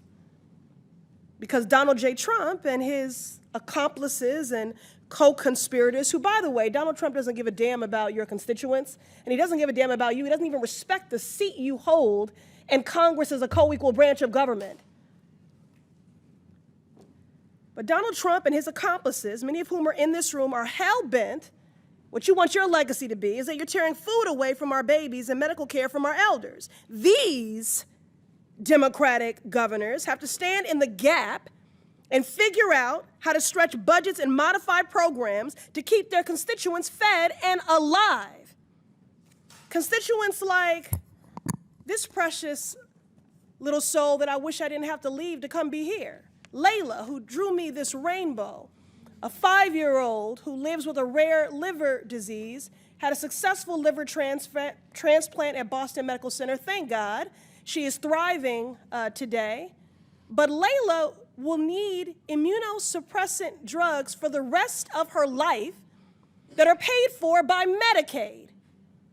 And without Medicaid, well, I shudder to think what might happen to Layla. But for sure, a family will at least go bankrupt trying to do everything to keep their baby alive. That's what these governors, that's the situation that they've been put in because you're a big-ass, ugly bill. And if it comes to pass, and they're dealing with the fallout of this White House pulling federal grants recklessly. Grown men throwing temper tantrums. So again, let me be plain. The Trump administration is breaking the law, not these Democratic governors. Ms. Perryman, how many legal challenges is the Trump administration currently facing? I believe there's over 300 right now. And Ms. Perryman, can you explain how litigation like this has helped to shield and defend vulnerable communities? Absolutely. Without our courts upholding the rule of law and upholding the rights of people, right now there could be federal funds frozen across the country that would endanger things like Head Start and Meals on Wheels and community safety programs, including community safety programs that help prosecutors and help law enforcement in states and communities across the country. The administration has terminated over $800 million in Office of Justice program grants that we are having to challenge in court, and the list goes on and on and on. Thank you, Ms. Perriman. Thank you for your good work. That's right, in case after case, the media might not want you to know, but we are winning. Trump tried to end birthright citizenship, blocked. He tried to shut down asylum, blocked. He tried to defund cities, blocked. And because we are winning in court, Republicans are trying to change the rules to rig the system. Tucked in the big ugly bill the Republicans voted for is a provision, Section 70302, titled Restriction on Enforcement, that would restrict the judiciary from enforcing court orders and holding government officials accountable. This is an intentional and deliberate attempt to undermine the courts so that the Trump administration can break the law with impunity. Republicans, Ms. Perriman, pretend to care about law and order, but this provision is the exact opposite. What message does this send to people who count on the courts to protect their rights? It suggests that the people that voted for the bill don't want the American people protected, and that they don't want them to access their courts and access the ability to protect their rights. Don't want the American people protected, that part. Allegedly all in the name of law and order and safety. This is about nothing but power and control and abuse of power and terror, which makes everyone less safe. The shame and the sham of it all. I yield back. Chair recognizes Mr. Grofman from Wisconsin. Thank you. Glad to see we have 3 governors here. I hear a lot about Illinois being from Wisconsin. I rise today on behalf of our neighbors and community members, immigrants, our immigrant brothers and sisters who are being targeted and abducted, taken from their homes, torn away from their babies, disappeared on their way to church, work, and to school. Children crying in their teachers' arms. Families separated, communities traumatized if they've not already been kidnapped, fearful that there will be. Children crying in their teachers' arms, afraid that they're going to come home and their parents will be gone. Elders carrying all of their medications with them and their comings and goings for fear of being abducted and sent somewhere without access to necessary health care. We see a spike in no-shows and cancellations in health clinics as patients would rather miss critical care than risk detainment. We see young parents and grandparents alike attending their immigration court hearings, eager to officially call this country home, only to be met with handcuffs and shoved into cars by masked ICE individuals. This is Donald Trump's America. But these are real people, hardworking people, whose labor and contributions make our communities a better place.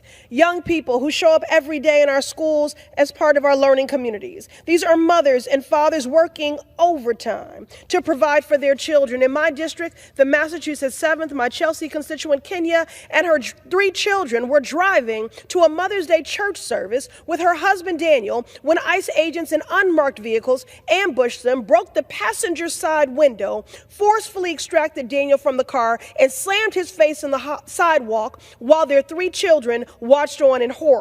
And in East Boston, my constituent Mercedes and her son are struggling after her husband Jose was arrested at work and detained for 2 days at an ICE facility in Burlington. Jose was living here legally with temporary protected status, but was told by the ICE agents who detained him that only people born here have rights. These are real people, children and adults alike traumatized, whose lives have been disturbed, upended, and irreparably harmed.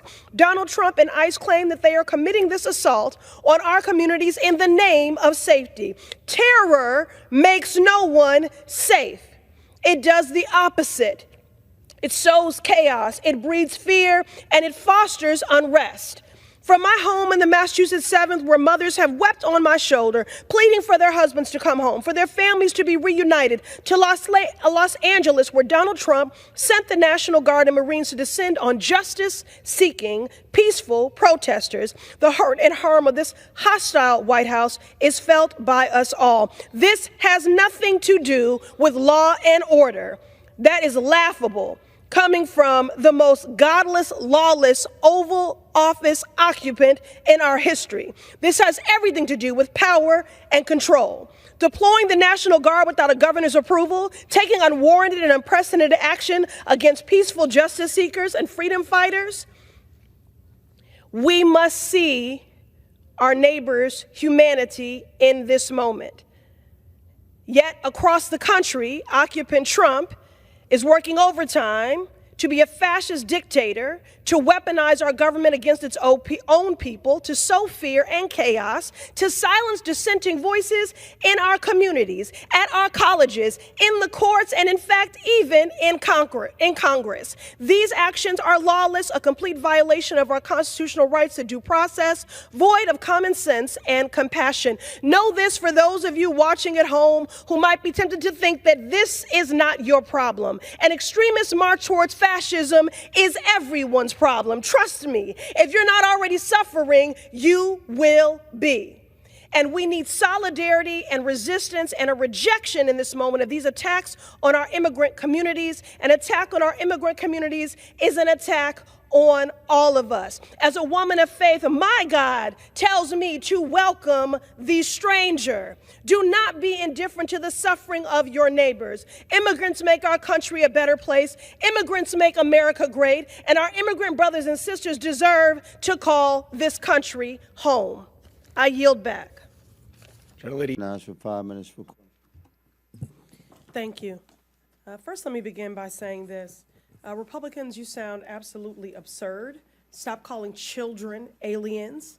This intentional, the cruelty is the point. This intentional dehumanizing and persistent persecution through your rhetoric is shameful. You are literally attacking children. I cannot take seriously anyone who's using othering language to bully babies and toddlers. Republicans don't want us to see the humanity of immigrants. That's why they like saying aliens, and even put it in the title of the hearing. And that inhumane approach is consistent with the actions of the Department of Homeland Security. Dr. Kafari, have you heard about the DHS policy of collecting the DNA of children and storing it into the FBI criminal database, yes or no? I believe there is not a policy to do children. There absolutely is. Mr. Chair, I ask unanimous consent to enter into the record this report from July 2025 titled Raiding the Genome, how the United States government is abusing its immigration powers to amass DNA for future policing. Without objection. This policy began under Donald Trump. In his first term, he authorized DHS to begin mass DNA data collection from immigrants, including children, and hand that data over to an FBI database designed to track violent offenders. Now that he's back, Trump is taking this policy to new extremes, adding more than 250,000 people to the database in just 4 months. I'm right here. 250,000 people, okay, in 4 months. This committee recently held a hearing on genetic data, and there was bipartisan agreement that DNA is highly sensitive and its misuse is a violation of people's rights, because children as young as 4 years old could not possibly consent to DNA collection. So I want to know what your office is doing about it, Dr. Kafari. We actually wrote a report. One moment, let me ask the question. Certainly. Is it the responsibility of your office to investigate abuses of civil rights and civil liberties, yes or no? Yes. Has your office ever investigated concerns about DHS agents stealing genetic information from children and uploading it to the FBI's criminal database? Not to my knowledge during my tenure. Well, for an inspector general worthy of the title, it should be a priority investigation. Do you agree? I agree that we did a report. Thank you. Thank you. You agree? I agree. It should be a priority investigation? On the matter you're discussing. For the record, I want to be clear. Do you agree there should be a priority investigation by your office to look into agents stealing genetic information from children and uploading it to the FBI's criminal database? Yes or no? Yes or no? Your office, done the report that you're mentioning. Let me just say this. Your office, according to Title V of the U.S. Code, Chapter 4, Section 417, this is the responsibility you are charged with to investigate abuses of civil rights and civil liberties. Children as young as 4 years old have not consented to the collection of their DNA. That is a violation of their civil rights and civil liberties. So this is not a trick question. Do you believe, given the charge and jurisdiction of your office, that this should be a priority investigation as their rights have been violated? unless the adult consented on the child. Yes or no? Yes or no, Dr. Kafari? We just got done writing a report On what? on the DNA collection within the Department of Homeland I Security. thought you said you weren't even aware that it was a policy. I'm very confused. There's not a policy. Dr. Kafari, I'm not going to, play these games here because we're talking about children, so I don't want to circle the drain. But this should be a priority investigation because we have children whose civil rights have been violated with the collection of their DNA. This administration is turning childhood trauma into a permanent record. Republicans on this committee, you claim to be focused on protecting children, yet you're ignoring actual threats to their safety. You traumatize children with the threat of disappearing their parents. You traumatize children by disappearing their parents. You traumatize children by collecting their DNA without their consent and criminalizing them. You traumatize children by denying them food when they're hungry. You traumatize children by denying them essential health care, which is their human right. You traumatize them so much that they're afraid to show up to school, afraid to show up to church, afraid to go to doctor's appointments. Mr. Chair, I ask unanimous consent to enter into the record this July 2025 article from the Boston Globe titled, "I Want Daddy," as ICE detains parents and children. Without objection, the gentlelady's time has expired. Ms. Mason Stop is using children as recognized pawns. This is the for real 5 child minutes abuse. for questions. Thank you, Mr. Chairman. I appreciate it. And I would ask my Republican colleagues to prove that they will break their legacy of treating trauma with more trauma and shielding predators from Jim Jordan to Matt Gaetz to Donald Trump and now to Jeffrey Epstein. They've got a hell of a track record. They might want to try to break that up. In the words of Edmund Burke, the only thing necessary for evil to triumph is for good men and women to do nothing. Are we going to step up and be good men and women so that evil does not triumph? And I'm going to close on the final thing, which is the most important. For people that would wonder, how high are the stakes here? This is a matter of life and death. Because Virginia Jeffrey took her life after decades of failure, and there are victims that can no longer come forward because they're in a fetal position, so broken by the weight of what they've been carrying, shame that they've been carrying when it is not their shame to carry. So Virginia Jeffrey took her life because of the institutional, consecutive failures and betrayals of our government. So this is a matter of life and death. I just to get to this thing about this excuse. Thank you, Ranking Member Garcia. What we heard here today was harrowing. And it is proof of what has been an institutional, systemic betrayal for decades.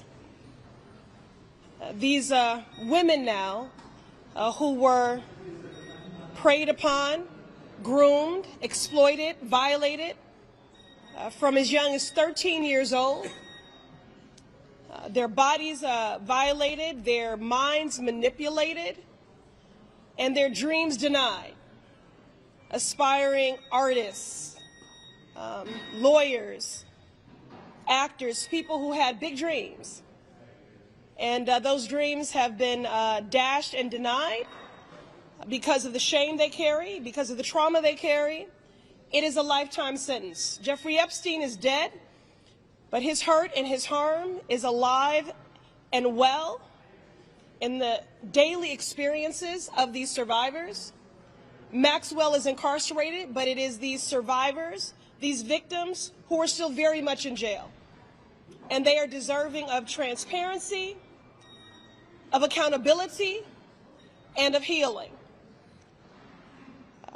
We are where we are today because of the leadership of Ranking Member Garcia and our Ranking Member on the subcommittee for law enforcement, Summer Lee, enforcing that vote for a subpoena, because in order for us to hold powerful abusers to account who participated actively in a predator, pedophile, Ponzi scheme meant to feed on the daily perversions of a rich and powerful man and his enablers and those who were his co-conspirators, we want to center the victims and the survivors, not shield the powerful, the wealthy, and the well-connected.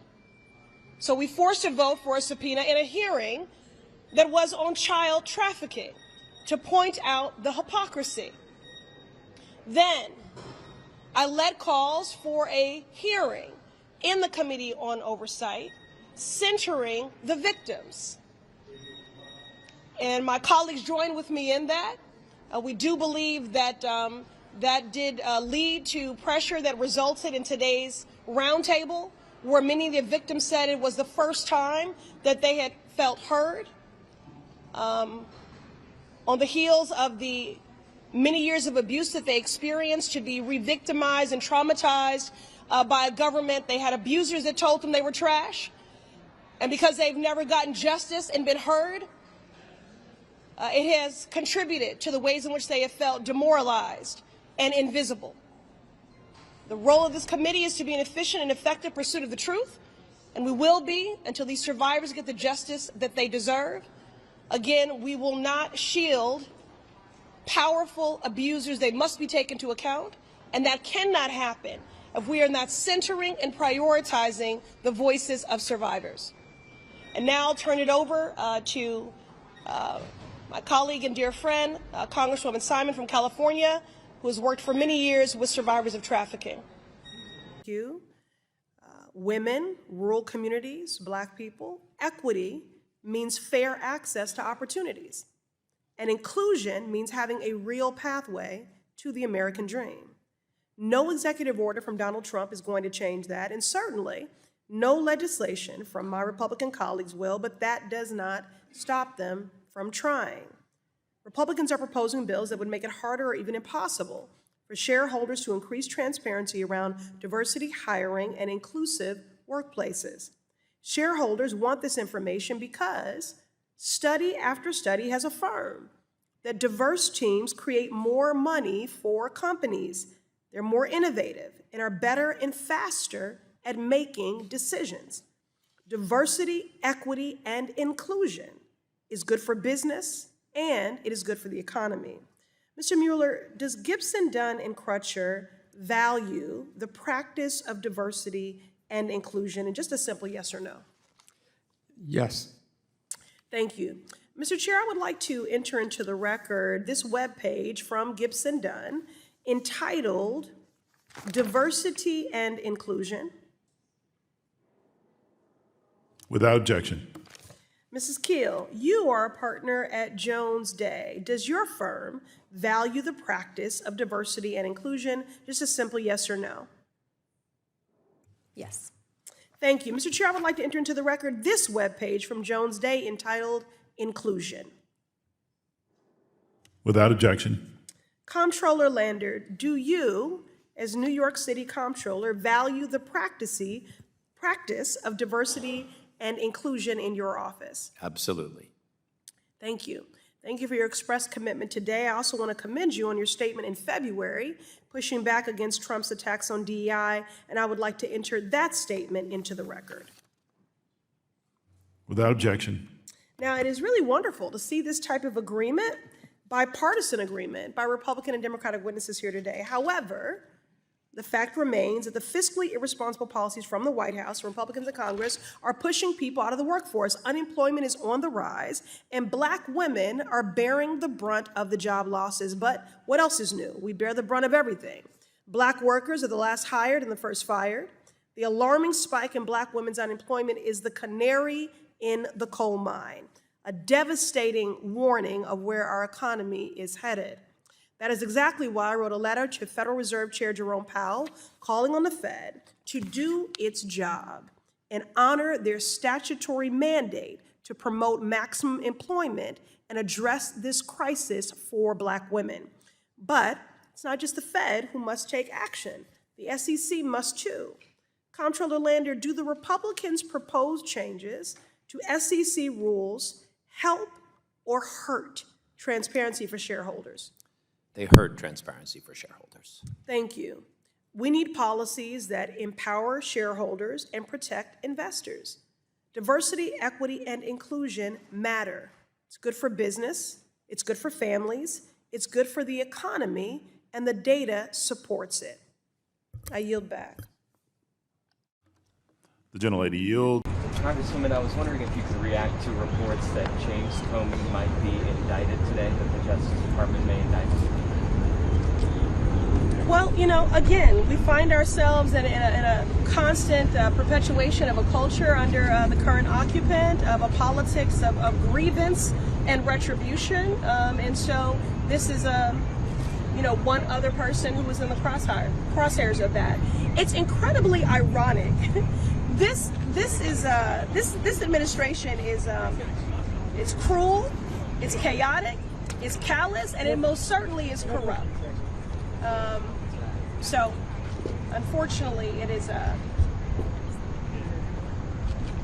consistent targeting and another act of political retribution and grievance. Yes. The federal government announced it was hiring back some of the people who were laid off. Is that going to impact Black women's unemployment at the federal level? Well, you know, we've been, for any job that's reinstated, you know, I'm grateful for, because again, this is about more than people's labor. This is about their livelihood. And I should say, for whether it was a probationary worker or reduction of force, or someone that was a victim of a mass unlawful firing, or someone who left because they felt pushed out, because the environment felt so hostile, I have been so struck by the fact that their worry and concern was not the disruption of their lives and how they would provide for their family. Their immediate concern was of the unfinished work, the work that would no longer happen because they were not in those positions. So for every federal worker, I know, given the pride they take in their job, that they are glad to be back in it.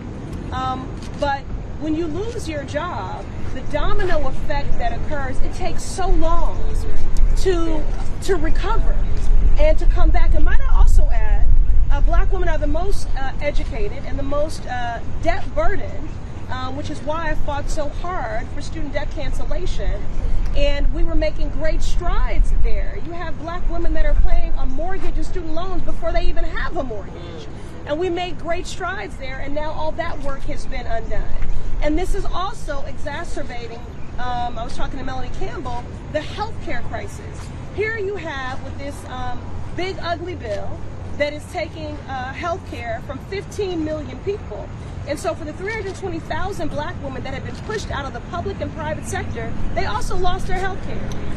And they are being sent into a country that is working rapidly to continue to cut health care. So again, we find ourselves in a situation where people will be hungrier, poorer, sicker, and less safe. The cruelty is the point. Good morning. Thank you for joining us.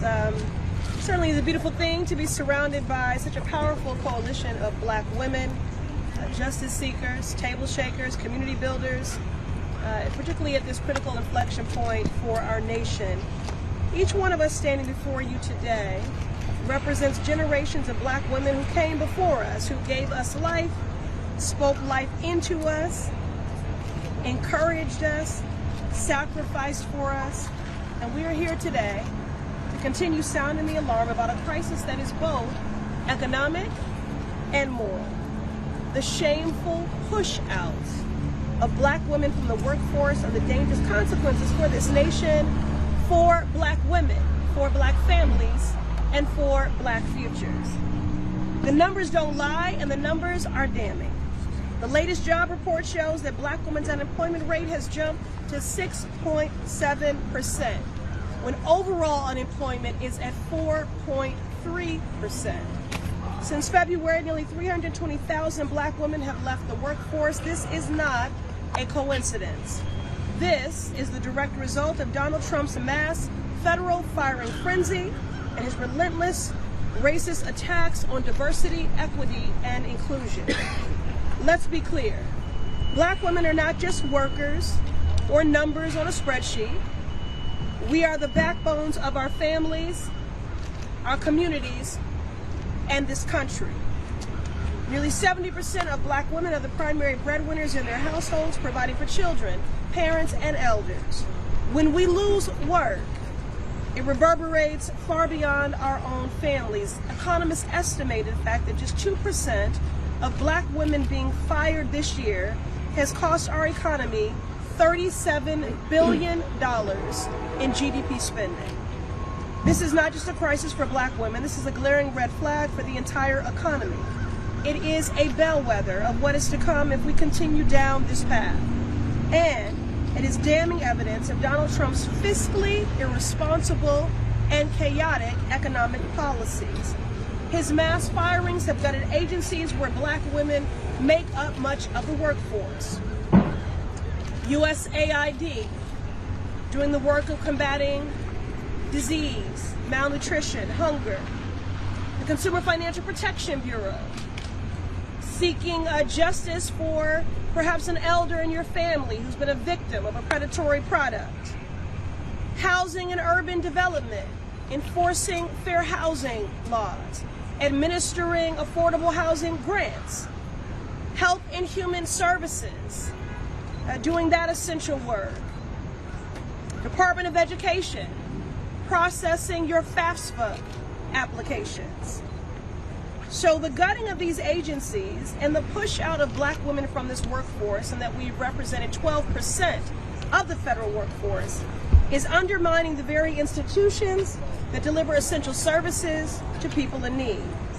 And now, Trump is attempting an unlawful power grab by trying to fire Federal Reserve Governor Lisa Cook, the first black woman to ever sit on the Federal Reserve Board. Her very presence is a reminder of the brilliance and expertise that black women bring to shaping our economy, from the federal government to the C-suite and everywhere in between. His attacks on Governor Cook are racist, sexist, and unconstitutional, inconsistent. He is obsessed with black women. And I'm glad the courts have stepped in to block this baseless firing. They must uphold the law, and the independence of the Fed must be protected. Earlier this month, I wrote to Chairman Powell calling on the Federal Reserve to do its job and take immediate action to uphold its statutory mandate of maximum employment for all. And that includes addressing the skyrocketing unemployment rate among black women. And we are not asking, we are demanding. We demand that the Federal Reserve uphold its statutory mandate of maximum employment. We demand that the Trump administration stop its precise, coordinated attacks on black women workers. And we demand that Donald Trump end his reckless, racist, and irresponsible economic policies that are hurting all of us. But really, our demand is simple. For black women, for black families, for black futures, Chairman Powell, do your job.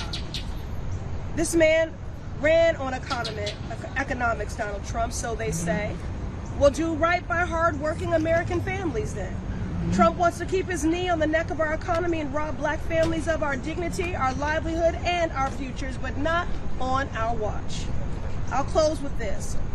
Black women have always been essential to the American economy, from Sadie Alexander, the first black woman to earn a PhD in economics, to Coretta Scott King's fight for a federal job guarantee, to Lisa Cook, shaping monetary policy today. We have truly been the canary in the coal mine on this issue and so many others, because when black women are working, when black women are innovating, when black women are thriving, our entire economy and country benefits. So we will not be silent, and we will certainly not be sidelined, and we will not allow the occupant of the White House's anti-black, anti-woman agenda to erase us from the paid workforce.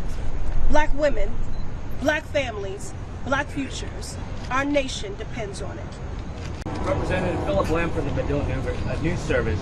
I'm curious, are you afraid that the recent turmoil at the Bureau of Labor Statistics, including the firing and recent calls to adjust the frequency of job reports and inflation reports, that could potentially bury or otherwise undermine the important information that's being released today about around 300,000 black women exiting the labor force? Well, right. He fired the commissioner of the Bureau of Labor Statistics because he didn't like the statistics and the story that they were telling. Because those statistics only further gave visibility into his failure at not delivering on his promise to lower costs for the American people. So I don't put anything past Donald Trump in wanting to obscure data. But what I would say is we're just calling on the Fed to do their job. And if anything, it could be worse than what we're being told. Absolutely. But we need the data. that which gets measured gets done. So we need that data for transparency, for accountability. And so we're calling on Chairman Powell by September 30th to analyze the data and to come up with a meaningful plan of action. Again, they have a statutory mandate of maximum employment for everyone. But in this moment, we're asking them to address the 5-alarm fire and crisis that is underway for Black women, Black families, and Black futures.